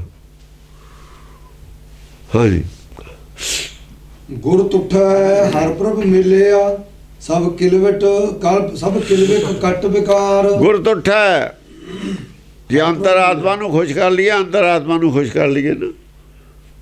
ਇਹ ਜਿਹੜਾ ਉਪਦੇਸ਼ ਕਰ ਰਿਹਾ ਸਾਨੂੰ, ਅੱਜ ਗੁਰਬਾਣੀ ਦੀ ਗੱਲ ਮੰਨ ਲਈਏ। ਜਿਹੜੇ ਸਾਡੇ ਬੈਠੇ ਨੇ ਸੱਚਖੰਡ ਗੁਰ, ਸਾਰੇ ਸੱਚਖੰਡ ਸਾਡਾ ਗੁਰ ਇਹ ਹੈ ਜਿਹਨੇ ਬਾਣੀ ਭੇਜੀ ਹੈ, ਜਿਹਨੇ ਗਿਆਨ ਭੇਜਿਆ। ਗੁਰ ਤਾਂ ਉਹ ਹੈ, ਗੁਰਦੇਵ ਮਾਤਾ, ਗੁਰਦੇਵ ਪਿਤਾ।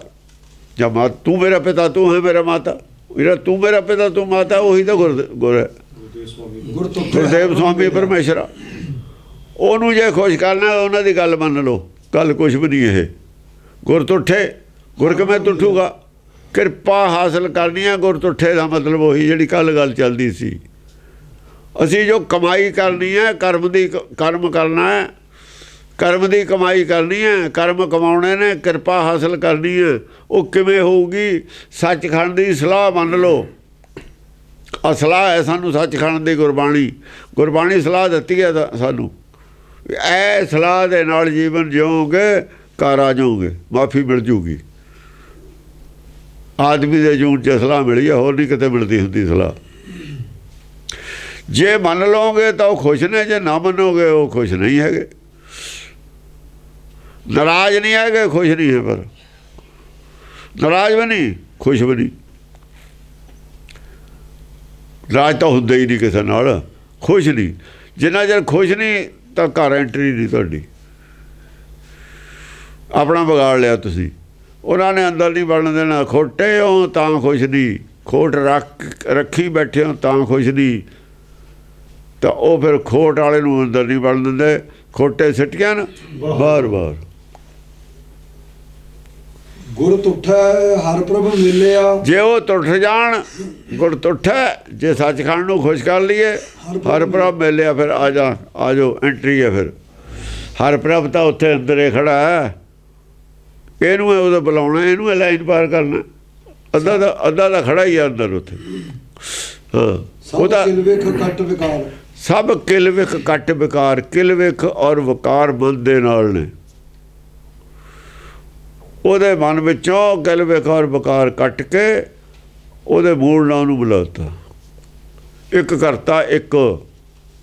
ਹਾਂਜੀ, ਜਿਨ੍ਹਾਂ ਹਰ ਨਾਮ ਧਿਆਇਆ, ਜਨ ਨਾਨਕ ਤਿਨ ਜੈਕਾਰ। ਜਿਨ੍ਹਾਂ ਹਰ ਨਾਮ ਤੇ ਆਇਆ, ਜਿਨ੍ਹਾਂ ਨੇ ਹਰ ਔਰ ਹਰ ਨਾਮ, ਦੇਖੋ ਦੋ ਹੋ ਗਏ। ਜਿਨ੍ਹਾਂ ਹਰੀ ਨਾਮ ਤੇ ਆਇਆ, ਜਿਨ੍ਹਾਂ ਨੇ ਹਰ ਔਰ ਹਰੀ ਨਾਮ, ਦੋਹਾਂ 'ਚ ਧਿਆਨ ਰੱਖਿਆ।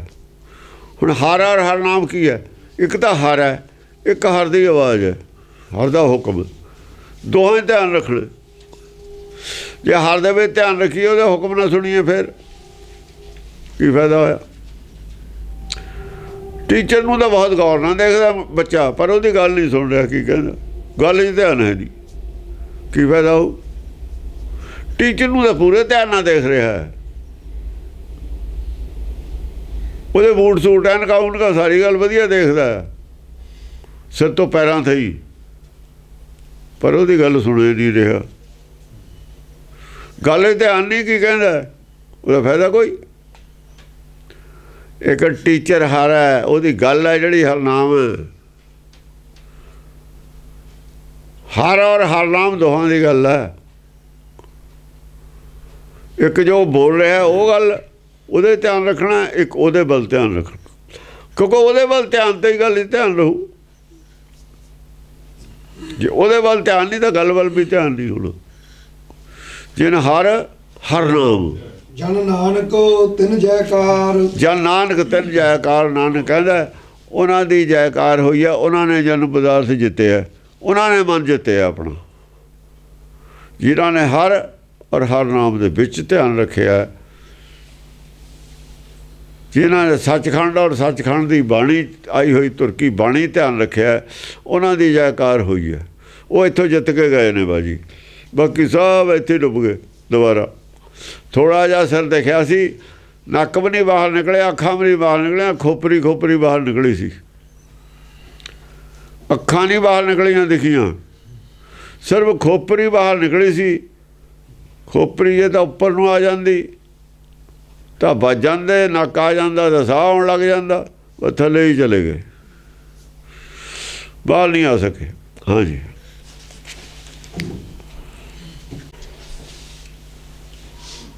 ਚਿੰਤਾ ਧਾਵਤ ਰਹਿ ਗਏ, ਤਾਂ ਮਨ ਭਇਆ ਆਨੰਦ। ਗੁਰਪ੍ਰਸਾਦੀ ਬੁਝੇ, ਸਾ ਤਨ ਸੁੱਤੀ ਨਿਚਿੰਦ। ਚਿੰਤਾ ਧਾਵਤ ਰਹਿ ਗਏ। ਚਿੰਤਾ ਦੇ ਵਿੱਚ ਜਿਹੜੀ ਨੱਠ ਭੱਜ ਸੀ ਉਹ ਛੁੱਟ ਗਈ। ਚਿੰਤਾ ਦੇ ਵਿੱਚ ਜਿਹੜਾ ਭੱਜਣਾ ਨੱਠਣਾ ਸੀ ਨਾ, ਉਹ ਛੁੱਟ ਗਿਆ, ਰਹਿ ਗਏ। ਤਾਂ ਮਨ ਭਇਆ ਆਨੰਦ। ਜਾਂ ਚਿੰਤਾ ਦੇ ਵਿੱਚ ਭੱਜਣਾ ਛੱਡ ਦਿੱਤਾ, ਤਿਆਗਤਾ, ਤਾਂ ਮਨ 'ਚ ਆਨੰਦ ਆਇਆ। ਚਿੰਤਾ ਹੁੰਦੀ ਸੀ, ਉੱਠ ਕੇ ਭੱਜ ਲੈਂਦੇ ਸੀ ਵੀ ਆਹ ਕੰਮ ਕਦੇ ਵਿਗੜ ਨਾ ਜਾਵੇ। ਫਿਰ ਇਹ ਹੋ ਗਿਆ ਵੀ ਜਿਹੜਾ ਕੋਈ ਹੋਣਾ ਉਹ ਤਾਂ ਹੋਣਾ ਹੀ ਹੈ, ਜੋ ਵਿਗੜਨਾ ਵਿਗੜੇ ਜਾਊ, ਤੁਸੀਂ ਚਿੰਤਾ ਕਰਨ ਦੀ ਲੋੜ ਨਹੀਂ। ਚਿੰਤਾ ਦੇ ਵਿੱਚੋਂ ਕੰਮ ਕਰਨਾ ਨਹੀਂ ਬੰਦ ਕੀਤਾ, ਚਿੰਤਾ ਕਰਨੀ ਬੰਦ ਕੀਤੀ ਹੈ। ਜੇ ਵਿਗੜਦਾ ਉਹਨੂੰ ਕੰਮ ਨੂੰ ਸੰਭਾਲ ਲਓ, ਜਿੰਨਾ ਥੋਤੇ ਸੰਭਲਦਾ ਸੰਭਾਲ ਲਓ। ਜਿਹੜਾ ਵਿਗੜ ਗਿਆ ਉਹ ਤਾਂ ਵਿਗੜ ਗਿਆ, ਵਿਗੜੂਗਾ। ਜੋ ਵਿਗੜਨਾ ਉਹ ਵੀ ਵਿਗੜਨਾ। ਵਿਗੜਨਾ ਕਿੰਨਾ ਵਿਗੜ ਗਿਆ, ਇਹਦੀ ਚਿੰਤਾ ਦੀ ਲੋੜ ਨਹੀਂ। ਜਿੰਨਾ ਥੋਤੇ ਸਿਮਰਦਾ ਉਹ ਸੰਭਾਲ ਲਓ। ਜੇ ਚਿੰਤਾ ਕਰੋਗੇ ਤਾਂ ਘੱਟ ਸਿਮਰੂਗਾ, ਚਿੰਤਾ ਨਹੀਂ ਕਰੋਗੇ ਵੱਧ ਸਿਮਰੂਗਾ। ਚਿੰਤਾ ਜੇ ਕਰੋਗੇ ਵੀ ਕਿਉਂ ਵਿਗੜਦਾ, ਜ਼ਿਆਦਾ ਵਿਗੜੂਗਾ। ਜੇ ਚਿੰਤਾ ਨਹੀਂ ਕਰੋਗੇ ਘੱਟ ਵਿਗੜੂਗਾ। ਉਹਦੀ ਵਜ੍ਹਾ ਹੈ ਕਿ ਬੁੱਧੀ ਕੰਮ ਕਰਨ ਤੇ ਹਟ ਜਾਂਦੀ ਹੈ। ਚਿੰਤਾ ਵਾਲੇ ਦੀ ਅਕਲ ਘੱਟ ਕੰਮ ਕਰਦੀ ਹੈ, ਸਰੀਰ ਵੀ ਘੱਟ ਕੰਮ ਕਰਦਾ। ਅਕਲ ਸਰੀਰ ਨਾਲ ਕੰਮ ਵਿਗੜਿਆ ਹੋਇਆ ਸੰਭਾਲਣਾ ਹੁੰਦਾ। ਜਦ ਦੋਹਾਂ ਦੀ ਸਪੀਡ ਘੱਟ ਜਾਂਦੀ ਹੈ, ਦੋਹਾਂ ਦੀ ਕਪੈਸਿਟੀ ਘੱਟ ਜਾਂਦੀ ਹੈ ਸੰਭਾਲਣ ਦੀ, ਵਿਗੜਨ ਤੋਂ ਬਚਾਉਣ ਦੀ, ਤਾਂ ਵਿਗੜੂ ਜ਼ਿਆਦਾ ਹੀ। ਇਸ ਕਰਕੇ ਚਿੰਤਾ ਛੱਡ ਕੇ ਚਿੰਤਾ ਕਰਨ ਦੇ ਵਿੱਚ ਕੋਈ ਨੁਕਸਾਨ ਹੈ, ਫਾਇਦਾ ਕੋਈ ਨਹੀਂ। ਜਿਹੜੇ ਲੋਕ ਚਿੰਤਾ ਕਰਦੇ ਨੇ, ਜਿਨ੍ਹਾਂ ਲੋਕਾਂ ਨੇ ਚਿੰਤਾ ਕੀਤੀ ਕਿ ਫਲਾਣਾ ਸਾਡੇ ਤੇ ਅਹਿਮਦ ਸ਼ਾਹ ਅਬਦਾਲੀ ਆਉਂਦਾ, ਹੁਣ ਅਸੀਂ ਕੀ ਕਰਾਂਗੇ, ਉਹਨਾਂ ਨੂੰ ਲੁੱਟ ਕੇ ਲੈ ਗਿਆ। ਜਿਨ੍ਹਾਂ ਨੇ ਅਹਿਮਦ ਸ਼ਾਹ ਅਬਦਾਲੀ ਨੂੰ ਜਾ ਕੇ ਗਾਹਾਂ ਮੂਹਰੇ 'ਤੇ ਘੇਰ ਲਿਆ ਜਾਂ ਉਹਨਾਂ 'ਤੇ ਹਮਲੇ ਕੀਤੇ, ਉਹ ਤੋਂ ਅਹਿਮਦ ਸ਼ਾਹ ਅਬਦਾਲੀ ਲੜਨ ਲੱਗ ਗਿਆ। ਉਹਨਾਂ ਨੇ ਚਿੰਤਾ ਨਹੀਂ ਕੀਤੀ, ਉਹਨਾਂ ਨੇ ਚਿੰਤਾ ਨਹੀਂ ਕੀਤੀ ਆਉਣ ਦੀ, ਉਹ 'ਤੇ ਹਮਲਾ ਕੀਤਾ। ਵੀ ਉਹਨੂੰ ਨਹੀਂ ਡਰ ਲੱਗਦਾ, ਤੁਸੀਂ ਕਾਹਦੇ ਡਰਦੇ ਹੋ? ਜੇ ਉਹਨੂੰ ਨਹੀਂ ਡਰ ਲੱਗਦਾ ਹਮਲਾ ਆਵਰਾ, ਉਹ ਵੀ ਤਾਂ ਆਦਮੀ ਹੈ, ਤੁਸੀਂ ਵੀ ਆਦਮੀ, ਤੁਸੀਂ ਵੀ ਆਦਮੀ, ਉਹ ਵੀ ਆਦਮੀ। ਜੋ ਹੋਣਾ ਉਹ ਤਾਂ ਹੋਣਾ ਹੀ ਹੈ। ਇਹ ਚਿੰਤਾ ਜਿਹੜੀ ਸੀ, ਹਿੰਦੁਸਤਾਨ ਦੇ ਵਿੱਚ ਚਿੰਤਾ ਦਾ ਪਾਠ ਜ਼ਿਆਦਾ ਪੜ੍ਹਾਇਆ ਜਾਂਦਾ। ਇਹ ਸਾਡਾ ਧਰਮ ਹੈ ਚਿੰਤਾ ਪੜ੍ਹਾਉਣ ਵਾਲਾ ਸੀ ਜਿਹੜਾ, ਉਹ ਚਿੰਤਾ ਦੇ ਖਿਲਾਫ ਬੋਲ ਰਹੀ ਹੈ ਗੁਰਮਤਿ। ਉਹ ਚਿੰਤਾ ਦਾ ਕੱਖ ਨਹੀਂ ਕਰਨ ਦਿੰਦੀ। ਚਿੰਤਾ ਦਾ ਬਸ ਕਾਸੇ ਜੋਗਾ ਨਹੀਂ ਛੱਡਦੀ ਆਦਮੀ ਨੂੰ। ਚਿੰਤਾ ਕਾਸੇ ਜੋਗਾ ਨਹੀਂ ਛੱਡਦੀ। ਚਿੰਤਾ ਤੇ ਅੱਗੇ ਡਿਪਰੈਸ਼ਨ। ਸ਼ਕਤੀ ਜ਼ਿਆਦਾ ਅਮਰੀਕਾ ਕੋਲ ਹੈ, ਅੰਗਰੇਜ਼ਾਂ ਕੋਲ ਹੈ, ਈਸਾਈਆਂ ਕੋਲ ਹੈ। ਚਿੰਤਾ ਵੀ ਉਹਨਾਂ ਕੋਲ ਹੈ ਜ਼ਿਆਦਾ।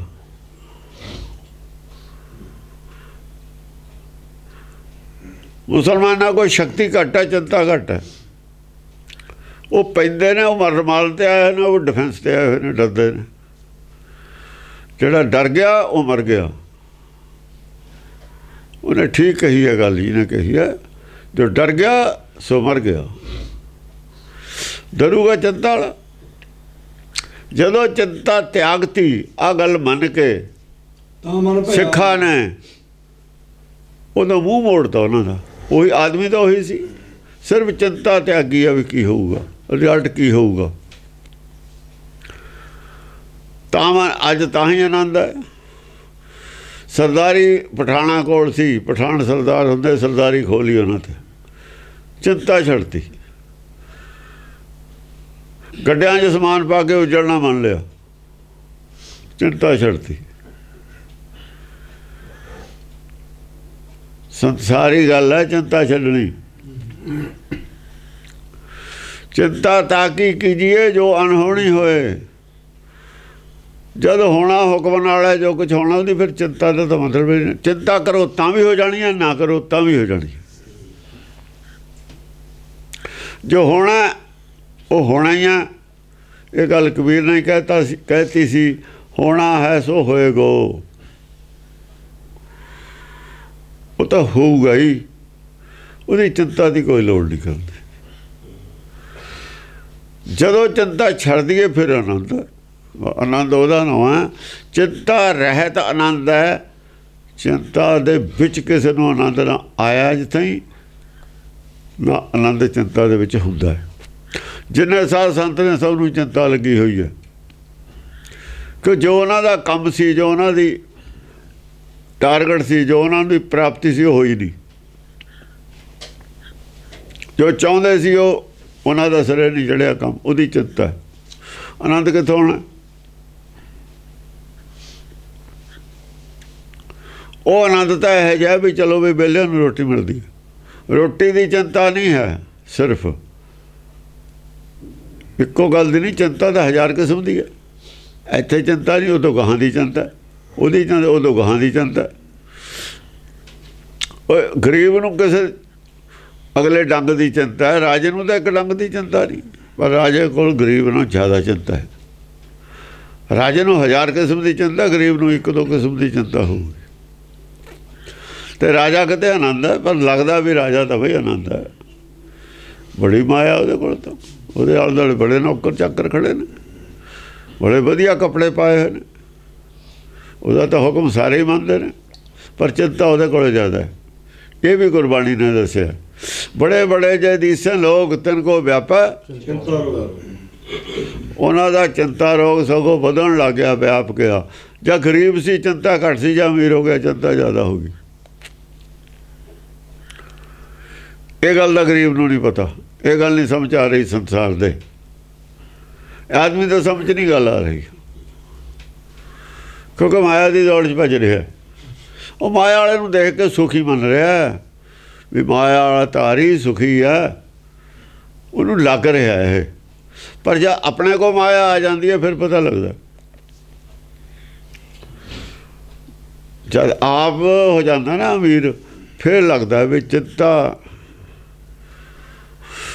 ਐਵੇਂ ਲੱਗਦਾ ਸੀ ਵੀ ਜੇ ਸਹੂਲਤਾਂ ਜ਼ਿਆਦਾ ਹੋ ਗਈਆਂ ਉਹਦੀ ਚਿੰਤਾ ਘੱਟ ਜੂਗੀ। ਜਿੰਨੀਆਂ ਸਹੂਲਤਾਂ ਜ਼ਿਆਦਾ ਵੱਧ ਗਈਆਂ ਉਹਦੀ ਚਿੰਤਾ ਵੱਧ ਗਈ। ਪੀਸ ਆਫ ਮਾਈਂਡ ਉਹਨਾਂ ਘਟ ਗਿਆ, ਚਿੰਤਾ ਵੱਧ ਗਈ। ਜੇ ਪੀਸ ਆਫ ਮਾਈਂਡ ਹੈ ਨਹੀਂ ਤਾਂ ਆਨੰਦ ਹੈ। ਪੀਸ ਆਫ ਮਾਈਂਡ ਨੂੰ ਲੋਕ ਟੋਲਦੇ ਫਿਰਦੇ ਨੇ ਅੱਜ ਦੁਨੀਆ ਦੇ ਖੋਜੇ ਪੀਸ ਆਫ ਮਾਈਂਡ ਦੀ।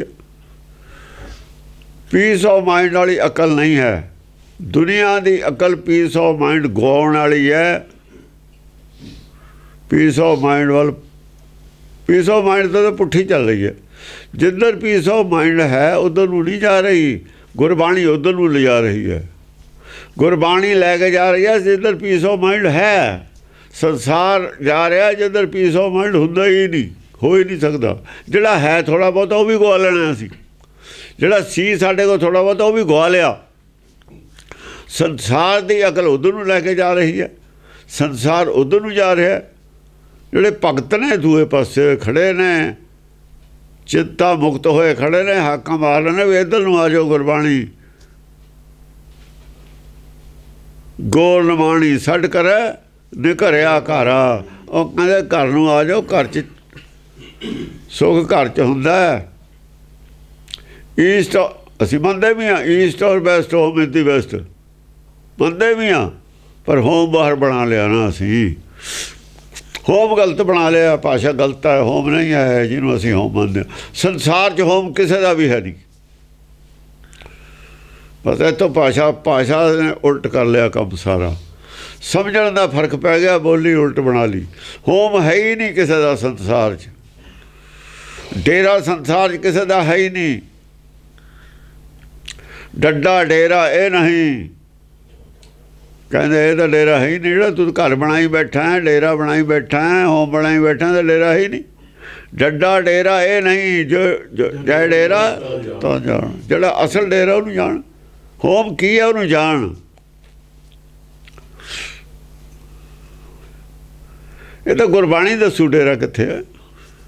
ਫਿਰ ਮੱਥਾ ਕਾਹਦੇ ਟੇਕਦੇ ਹੋ? ਜੇ ਗੁਰਬਾਣੀ ਗਲਤ ਦੱਸ ਰਹੀ ਹੈ ਮੱਥਾ ਕਾਹਦੇ ਟੇਕਦੇ ਹੋ ਫਿਰ ਇਹਨੂੰ?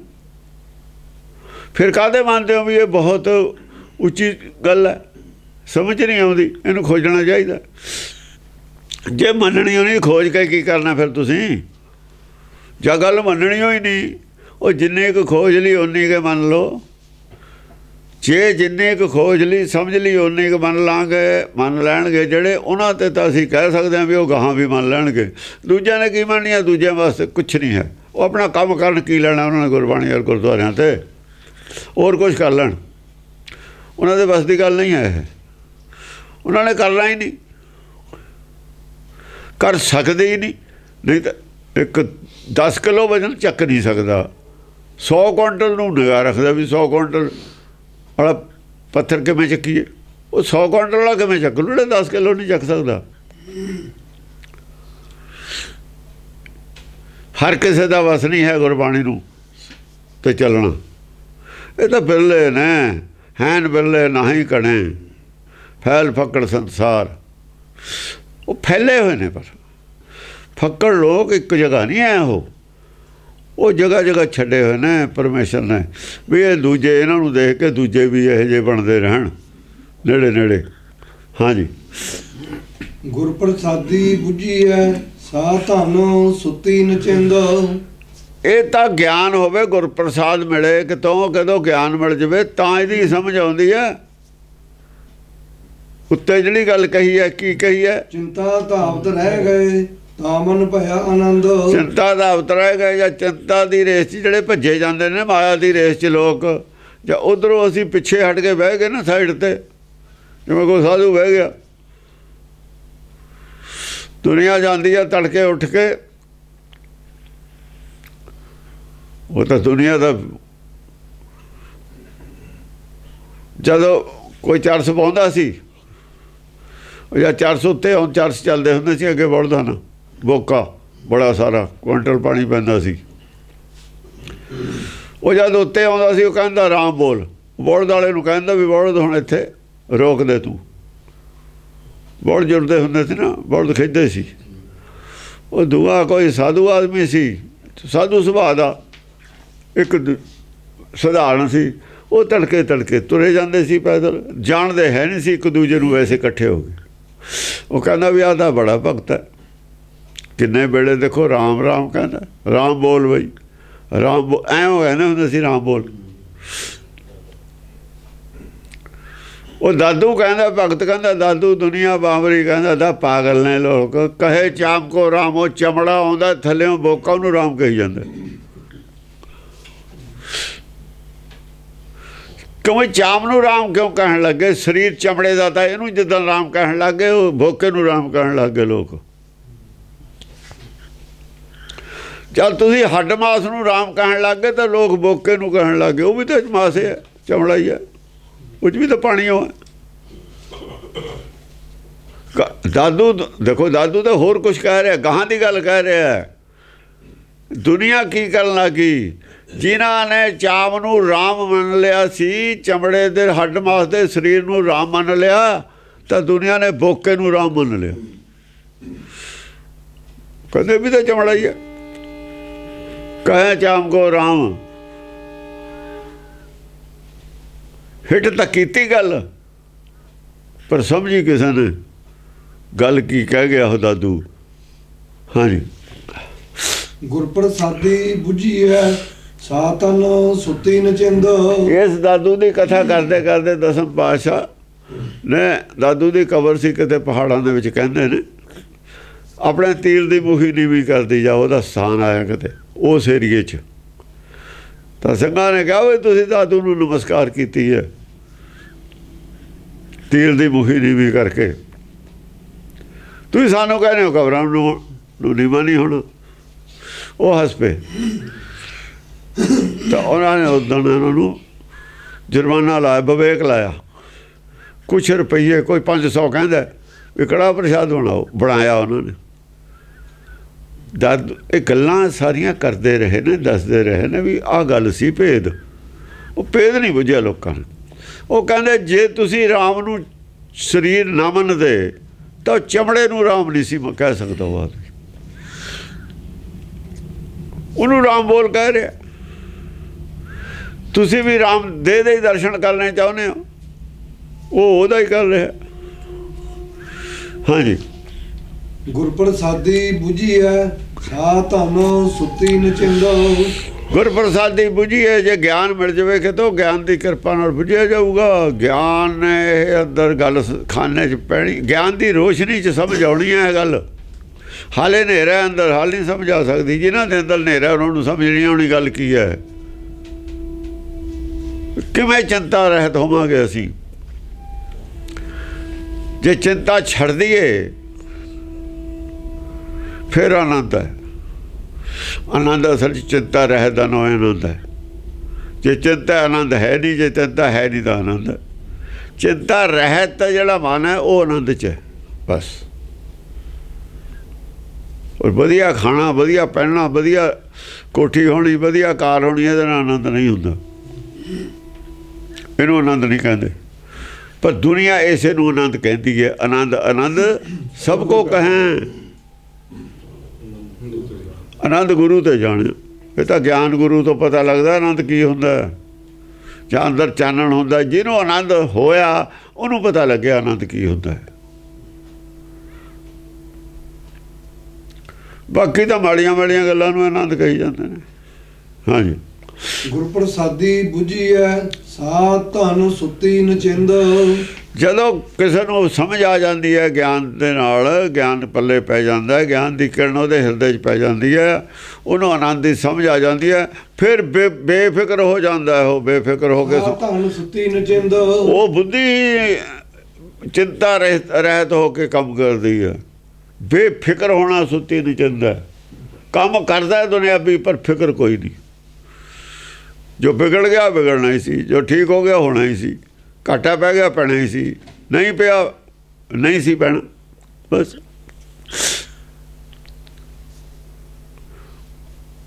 ਜੋ ਨੁਕਸਾਨ ਨਫਾ ਹੋਣਾ ਉਹ ਹੋਣਾ ਹੀ ਹੈ। ਜਾਂ ਸਾਡੇ ਘਰੇ ਤੇ ਕੁਛ ਹੁੰਦਾ ਹੀ ਨਹੀਂ, ਪਰਮੇਸ਼ਰ ਦੇ ਘਰੇ ਤੇ ਹੁੰਦਾ ਸਭ ਕੁਛ। ਜੇ ਗੱਲ ਤੇ ਅਸੀਂ ਪੂਰਾ 100% ਯਕੀਨ ਕਰ ਲਈਏ, ਯਕੀਨ ਕਰੀਏ, ਫਿਰ ਆਨੰਦ ਹੈ, ਵਰਨਾ ਆਨੰਦ ਹੋ ਹੀ ਨਹੀਂ ਸਕਦਾ। ਇਸ ਗੱਲ ਤੇ ਗੁਰਬਾਣੀ ਤੇ ਤਾਂ ਕੋਈ ਯਕੀਨ ਕਰਦਾ ਹੀ ਨਹੀਂ। ਸਭ ਹਰ ਆਦਮੀ ਆਪਣੀ ਅਕਲ ਤੇ ਯਕੀਨ ਕਰਦਾ।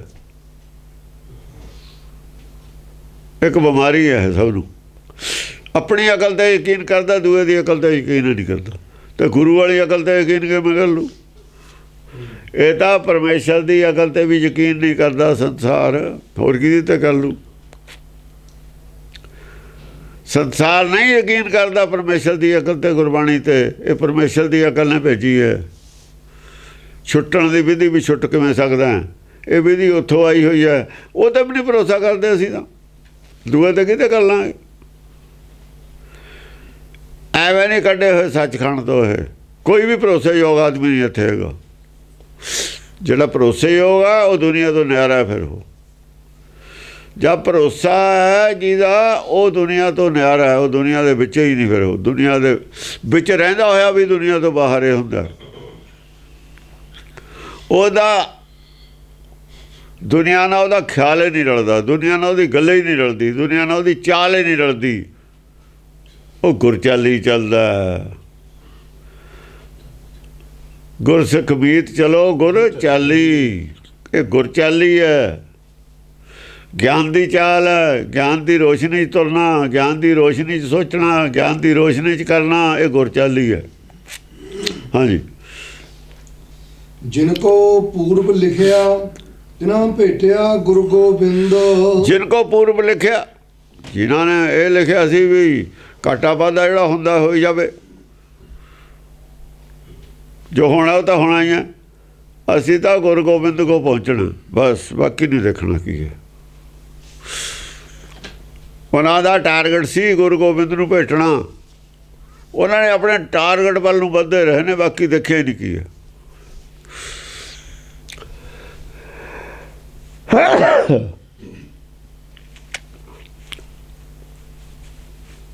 ਨਾਨਕ ਸਹਿਜ ਮਿਲ ਰਹੇ ਹਰ ਪਾਇਆ ਪਰਮਾਨੰਦ। ਜਿਹੜੇ ਆਪਣੇ ਟਾਰਗੇਟ ਵੱਲ ਨੂੰ ਵਧੇ ਨੇ, ਸਾਰੀਆਂ ਚਿੰਤਾਵਾਂ ਛੱਡ ਕੇ, ਉਹਨਾਂ ਦਾ ਮਨ ਸ਼ਾਂਤ ਰਿਹਾ, ਟਿਕਿਆ ਰਿਹਾ। ਨਾਨਕ ਸਹਿਜੇ, ਨਾਨਕ ਕਹਿੰਦਾ ਉਹ ਮਨ ਟਿਕਿਆ ਹੋਇਆ ਮਨ ਮਿਲਿਆ ਹੋਇਆ ਗੁਰੂ ਗੋਬਿੰਦ ਨੂੰ। ਹੋਰ ਕੋਈ ਨਿਸ਼ਾਨੀ ਨਹੀਂ ਗੁਰੂ ਗੋਬਿੰਦ ਮਿਲਣ ਦੀ। ਗੁਰੂ ਗੋਬਿੰਦ ਨੂੰ ਭੇਟਣਾ ਕੀ ਹੁੰਦਾ? ਜਿਨ੍ਹਾਂ ਦਾ ਮਨ ਦੇ ਵਿੱਚ ਟਿਕਾਓ ਆ ਗਿਆ, ਚਿੰਤਾ ਮੁਕਤ ਹੋ ਕੇ ਗੁਰੂ ਗੋਬਿੰਦ ਨੂੰ ਮਿਲੇ ਹੋਏ ਨੇ। ਜੇ ਕਿਸੇ ਨੇ ਗੁਰੂ ਗੋਬਿੰਦ ਨੂੰ ਮਿਲਣਾ ਤਾਂ ਇਹੀ ਫਾਰਮੂਲਾ ਹੈ ਕਿ ਜਿਹੜੇ 3 ਪ੍ਰਕਾਰ ਦੀਆਂ ਇਹ ਚੀਜ਼ਾਂ ਨੇ, ਇੱਕੋ ਹੀ ਆ ਸਿੱਕੇ ਦੇ। ਤਿੰਨ ਸਿੱਕੇ ਨੇ, ਪਹਿਲੂ 6 ਨੇ। 2 ਪਹਿਲੂ ਹੁੰਦੇ ਇੱਕ ਸਿੱਕੇ ਦੇ। ਨਫਾ ਜਾਂ ਨੁਕਸਾਨ, ਇੱਕੋ ਹੀ ਸਿੱਕਾ। ਜੇ ਨਫਾ ਹੈ ਤਾਂ ਨੁਕਸਾਨ ਹੈ ਨਹੀਂ, ਜੇ ਨੁਕਸਾਨ ਹੈ ਤਾਂ ਨਫਾ ਹੈ ਨਹੀਂ। ਇੱਕੋ ਹੀ ਚੀਜ਼ ਹੋਣੀ ਹੈ, ਇਹਦੀ ਕੋਈ ਚਿੰਤਾ ਨਹੀਂ। ਨੁਕਸਾਨ ਦੀ ਕੋਈ ਚਿੰਤਾ ਨਹੀਂ, ਨਫੇ ਦਾ ਤਾਂ ਕੋਈ ਚਿੰਤਾ ਹੁੰਦੀ ਹੋ ਨਹੀਂ। ਚਿੰਤਾ ਤਾਂ ਨੁਕਸਾਨ ਦੀ ਹੋਊ ਨਾ, ਨਫੇ ਦੀ ਕਾਹਦੀ ਚਿੰਤਾ। ਜੰਮਣ ਦੀ ਕੋਈ ਚਿੰਤਾ ਨਹੀਂ, ਮਰਨ ਦੀ ਚਿੰਤਾ। ਇਹ ਗੱਲ ਅਲੱਗ ਹੈ। ਹੁਣ ਲੋਕ ਜੰਮਣ ਦੀ ਵੀ ਚਿੰਤਾ ਕਰਨ ਲੱਗੇ ਵੀ ਜੇ ਕੁੜੀਆਂ ਜੰਮਣਗੀਆਂ ਤਾਂ ਇਹ ਹੋਰ ਚਿੰਤਾ ਪਾੜ ਲਈ। ਜ਼ਿਆਦਾ ਅਕਲ ਵਾਲਿਆਂ ਨੇ ਹੋਰ ਚਿੰਤਾ ਪਾੜ ਲਈ। ਜਿਹੜੇ ਜ਼ਿਆਦਾ ਅਕਲ ਵਾਲੇ ਤਾਂ ਇੱਕ ਚਿੰਤਾ ਹੋਰ ਪਾੜ ਲਈ ਉਹਨਾਂ ਨੇ। ਜ਼ਿਆਦਾ ਅਕਲ ਦੀ ਰੋਸ਼ਨੀ 'ਚ ਇਹ ਚਿੰਤਾ ਖੜੀ ਕਰ ਲਈ। ਉਹਦੇ ਨਾਲ ਜੋ ਹੋ ਰਿਹਾ ਅੱਜ ਪ੍ਰੋਬਲਮ, ਨਵੀਆਂ ਜਿਹੜੀਆਂ ਪ੍ਰੋਬਲਮ ਪੈਦਾ ਹੋਈਆਂ ਨੇ, ਉਹ ਪ੍ਰੋਬਲਮ ਪੈਦਾ ਕੀਤੀਆਂ ਅਕਲ ਵਾਲਿਆਂ ਨੇ, ਵਿਦਵਾਨਾਂ ਨੇ। ਹਾਂਜੀ। ਨਾਨਕ ਸਹਿਜੇ ਮਿਲ ਰਹੇ ਹਰ ਪਾਇਆ ਪਰਮਾਨੰਦ। ਜੰਮਣ ਦੀ ਕੋਈ ਚਿੰਤਾ ਨਹੀਂ ਹੈ, ਮਰਨ ਦੀ ਚਿੰਤਾ ਹੈ। 2 ਚਿੰਤਾ ਹੋ ਗਈ। ਇਹ ਦੁੱਖ ਸੁੱਖ ਦੀ ਚਿੰਤਾ। ਉਹ ਦੁੱਖ ਸੁੱਖ ਵੀ ਨਾ ਮੰਨੋ। ਜੇ ਨੁਕਸਾਨ ਹੋਇਆ ਤਾਂ ਦੁੱਖ ਹੋਊਗਾ।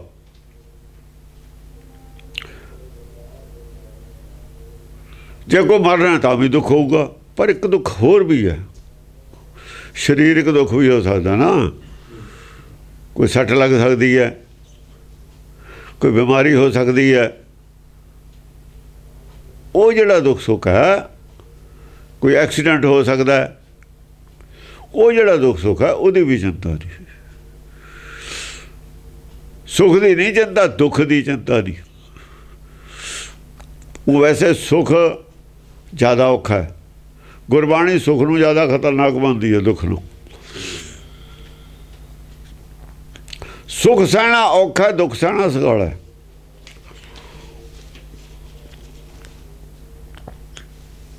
ਸੁੱਖ ਦੁੱਖ ਨੂੰ ਸਮ ਕਰਕੇ ਸਹਿਣਾ ਚਾਹੀਦਾ। ਨਹੀਂ ਸਹਿ ਸਕਦੇ ਸੁੱਖ ਦੁੱਖ ਨੂੰ ਸਮ ਕਰਕੇ, ਕਿਉਂਕਿ ਸੁੱਖ ਦੇ ਵਿੱਚ ਸਮਝਣ ਦੀ ਇੱਛਾ ਨਹੀਂ ਹੁੰਦੀ। ਰੱਬ ਇਹ ਨਹੀਂ ਯਾਦ ਆਉਂਦਾ। ਸੁੱਖ ਦੇ ਵਿੱਚ ਰੱਬ ਯਾਦ ਆਵੇ ਬੜੀ ਔਖੀ ਗੱਲ ਹੈ। ਸੁੱਖ ਸਹਿਣਾ ਔਖਾ ਹੈ, ਰੱਬ ਭੁਲਾ ਦਿੰਦਾ। ਜਿਹੜਾ ਟਾਰਗੇਟ ਹੈ ਸੁੱਖ ਭੁਲਾਉਂਦਾ, ਦੁੱਖ ਨਹੀਂ ਭੁਲਾਉਂਦਾ। ਨੁਕਸਾਨ ਟਾਰਗੇਟ ਨਹੀਂ ਭੁਲਾਉਂਦਾ, ਨਫਾ ਭੁਲਾਉਂਦਾ। ਜਿਨ੍ਹਾਂ ਚੀਜ਼ਾਂ ਨੂੰ ਅਸੀਂ ਤਿੰਨਾਂ ਨੂੰ ਚੰਗੀਆਂ ਸਮਝਦੇ ਹਾਂ ਨਾ, ਸੰਸਾਰ ਨਫੇ ਨੂੰ ਚੰਗਾ ਸਮਝਦਾ, ਜੰਮਣ ਨੂੰ ਚੰਗਾ ਸਮਝਦਾ, ਜਨਮ ਨੂੰ, ਤੇ ਇਹ ਸਰੀਰਕ ਸੁੱਖ ਨੂੰ ਚੰਗਾ ਸਮਝਦਾ। ਮਾਨਸਿਕ ਸੁੱਖ, ਸਰੀਰਕ ਸੁੱਖ, ਇਹ ਤਿੰਨੇ ਹੀ ਨੁਕਸਾਨਦੇ ਨੇ। ਇਹ ਤਿੰਨਾਂ ਦੇ ਇੱਥੇ ਦੁੱਖ ਸੀ ਜਿਹੜਾ ਉਹਨੂੰ ਚੰਗਾ ਸਮਝਣਾ ਚਾਹੀਦਾ ਸੀ, ਗੁਰਬਾਣੀ ਕਹਿੰਦੀ ਹੈ। ਨੁਕਸਾਨ ਨੂੰ ਚੰਗਾ ਸਮਝਣਾ ਚਾਹੀਦਾ ਸੀ, ਗੁਰਬਾਣੀ ਕਹਿੰਦੀ ਹੈ। ਮੌਤ ਨੂੰ ਚੰਗਾ ਸਮਝਣਾ ਚਾਹੀਦਾ, ਮੌਤ ਨੂੰ ਚੇਤਾ ਰੱਖਣਾ ਚਾਹੀਦਾ। ਜੀਵਨ ਦਾ ਚੇਤਾ ਨਹੀਂ ਰੱਖਣਾ ਚਾਹੀਦਾ। ਇੱਥੇ ਵੀ ਅਸੀਂ ਪੁੱਠੇ ਹਾਂ। ਇਹਦੋਂ ਅੰਗਰੇਜ਼ ਚੰਗੇ ਨੇ, ਉਹ ਕਹਿੰਦੇ ਮੌਤ ਔਰ ਜਿਹਦੇ ਮੌਤ ਯਾਦ ਹੈ ਪਰਮੇਸ਼ਰ ਯਾਦ ਹੈ, ਰੱਬ ਯਾਦ ਹੈ। ਉਹ ਕਹਿੰਦੇ ਈਸ਼ਵਰ ਔਰ ਮੌਤ को सदा याद रखो। ਜਿਹਦੇ ਮੌਤ ਯਾਦ ਹੈ ਈਸ਼ਵਰ ਯਾਦ ਹੈ, ਜਿਹਦੇ ਮੌਤ ਨਹੀਂ ਯਾਦ ਈਸ਼ਵਰ ਯਾਦ ਹੈ ਨਹੀਂ। ਮੌਤ ਯਾਦ ਕਰਾਉਂਦੀ ਹੈ ਗੁਰਬਾਣੀ ਵੀ ਅਗਲਾ ਸਾਹ ਆਵੇ ਨਾ ਆਵੇ ਆਪਣਾ ਕੰਮ ਕਰ ਲਓ, ਉਹ ਇੰਨਾ ਹੀ ਯਾਦ ਕਰਾਉਂਦੀ ਹੈ। ਚਿੰਤਾ ਨਹੀਂ ਕਰਾਉਂਦੀ ਮੌਤ ਦੀ। ਮੌਤ ਤਾਂ ਹੋਣੀ ਹੋਣੀ ਹੈ, ਚਿੰਤਾ ਕਾਹਦੀ ਹੈ। ਪਰ ਕੰਮ ਕਰੀ ਜਾਓ, ਲੈ ਨਾ ਕਰੋ, ਕਿਉਂਕਿ ਮੌਤ ਦਾ ਪਤਾ ਨਹੀਂ ਕਦ ਆ ਜਾਣੀ ਹੈ। ਟਾਈਮ ਦਾ ਨਹੀਂ ਪਤਾ ਕਦ ਆ ਜਾਣੀ ਹੈ। ਉਹ ਵੇਲਾ ਨਾ ਬੁੱਝੀਏ, ਉਹ ਵੇਲੇ ਦਾ ਤਾਂ ਪਤਾ ਹੀ ਨਹੀਂ। ਜਦ ਆਏ ਪੜੇ ਜੰਮ ਫੰਦ, ਜਦੋਂ ਜੰਮ ਦਾ ਫੰਦਾ ਗਲ 'ਚ ਪੈ ਜਾਣਾ, ਉਹ ਵੇਲੇ ਦਾ ਨਹੀਂ ਪਤਾ। ਤੇ ਇਸ ਕਰਕੇ ਸਮੇਂ 'ਤੇ ਭਰੋਸਾ ਨਹੀਂ ਕਰਨਾ ਚਾਹੀਦਾ। ਕੰਮ ਨਿਬੇੜ ਲਓ ਆਪਣਾ, ਫਿਰ ਚਾਹੇ ਆਪਣਾ ਵਿਹਲੇ ਰਹੋ। ਕੰਮ ਨਿਬੇੜ ਲਓ, ਜੇ ਟਾਈਮ ਉਹ ਵਿਹਲੇ ਰਹੋ। ਫਿਰ ਬਾਅਦ 'ਚ ਹੁਣ ਵਿਹਲੇ ਰਹੋ, ਬਾਅਦ 'ਚ ਕੰਮ ਕਰ ਲਾਂਗੇ, ਖਤਰੇ ਵਾਲੀ ਗੱਲ ਹੈ। ਨਾ ਟਾਈਮ ਮਿਲਿਆ ਪਿੱਛੇ ਕਿਹੜਾ ਪਤਾ ਇੰਨਾ ਟਾਈਮ ਰਹਿੰਦਾ। ਹਾਂਜੀ। ਨਾਨਕ ਸਹਿਜੇ ਮਿਲ ਰਹੇ ਹਰ ਪਾਇਆ ਪਰਮਾਨੰਦ। ਨਾਨਕ ਕਹਿੰਦਾ ਜਿਹੜਾ ਸਹਿਜ ਅਵਸਥਾ 'ਚ ਹੋ ਗਿਆ, ਜਿਹਦਾ ਮਨ ਟਿਕ ਗਿਆ, ਉਹ ਮਿਲ ਰਹੇ। ਉਹ ਮਿਲੇ ਹੋਏ ਹੀ ਨੇ, ਸਹਿਜ ਵਾਲਾ ਹੀ ਮਿਲਿਆ ਹੋਇਆ ਹੁੰਦਾ। ਉਹਨਾਂ ਨੇ ਪਰਮਾਨੰਦ ਪਾ ਲਿਆ। ਆਨੰਦ ਤਾਂ ਪਹਿਲਾਂ ਪਾ ਲਿਆ ਸੀ, ਆਨੰਦ ਤੋਂ ਪਰਮਾਨੰਦ ਤੱਕ ਚਲੇ ਗਏ। ਪਰਮਾਨੰਦ ਕੀ ਹੁੰਦਾ? ਦੋ ਪਦਾਰਥਾਂ ਨਾਲ ਆਨੰਦ ਮਿਲਦਾ, ਮੁਕਤੀ ਤੱਕ ਆਨੰਦ ਹੈ, ਉਦੋਂ ਗਾਹਾਂ ਪਰਮਾਨੰਦ ਹੈ। ਦੋ ਪਦਾਰਥ ਜਿਹੜੇ ਅਗਲੇ ਨੇ, ਜਨਮ ਪਦਾਰਥ, ਨਾਮ ਪਦਾਰਥ, ਜਨਮ ਪਦਾਰਥ, ਇਹਦੇ ਨਾਲ ਪਰਮਾਨੰਦ ਹੈ। ਨਾਮ ਪਦਾਰਥ ਤੋਂ ਬਿਨਾਂ ਪਰਮਾਨੰਦ ਹੁੰਦਾ ਹੀ ਨਹੀਂ। ਔਰ ਜਿਹੜਾ ਗਿਆਨ ਪਦਾਰਥ ਹੈ, ਪਹਿਲਾ ਗਿਆਨ ਪਦਾਰਥ ਹੈ, ਕਹਿੰਦੇ ਅਸੀਂ ਇਹਨੂੰ ਵੀ ਨਾਮ ਹੈ, ਗੁਰਬਾਣੀ ਦਾ ਗਿਆਨ ਹੈ ਜਿਹੜਾ, ਗੁਰਬਾਣੀ ਹਰ ਨਾਮ ਸਮਾਇਆ, ਇਹਦੇ ਨਾਲ ਆਨੰਦ ਜ਼ਰੂਰ ਮਿਲਦਾ, ਪਰਮਾਨੰਦ ਨਹੀਂ ਮਿਲਦਾ। ਇਹਦੇ ਨਾਲ, ਇਹਦੇ ਨਾਲ ਪਤਾ ਹੀ ਲੱਗਦਾ ਪਰਮਾਨੰਦ ਮਿਲਦਾ ਨਾਮ ਨਾਲ। ਚਾਰੇ ਪਦਾਰਥ ਮਿਲਣ ਤੇ ਪਰਮ ਆਨੰਦ ਹੈ, ਪਹਿਲੇ ਦੋ ਪਦਾਰਥਾਂ ਨਾਲ ਸਿਰਫ ਆਨੰਦ ਹੈ। ਗਿਆਨ ਪਦਾਰਥ ਨਾਲ ਮੁਕਤ ਪਦਾਰਥ ਨਾਲ ਆਨੰਦ ਹੈ, ਪਰਮਾਨੰਦ ਨਹੀਂ ਹੁੰਦਾ। ਉਹ ਤਾਂ ਗਾਹਾਂ ਪਰਮਾਨੰਦ ਹੈ। ਹਾਂਜੀ। 184 ਮੇਦਨੀ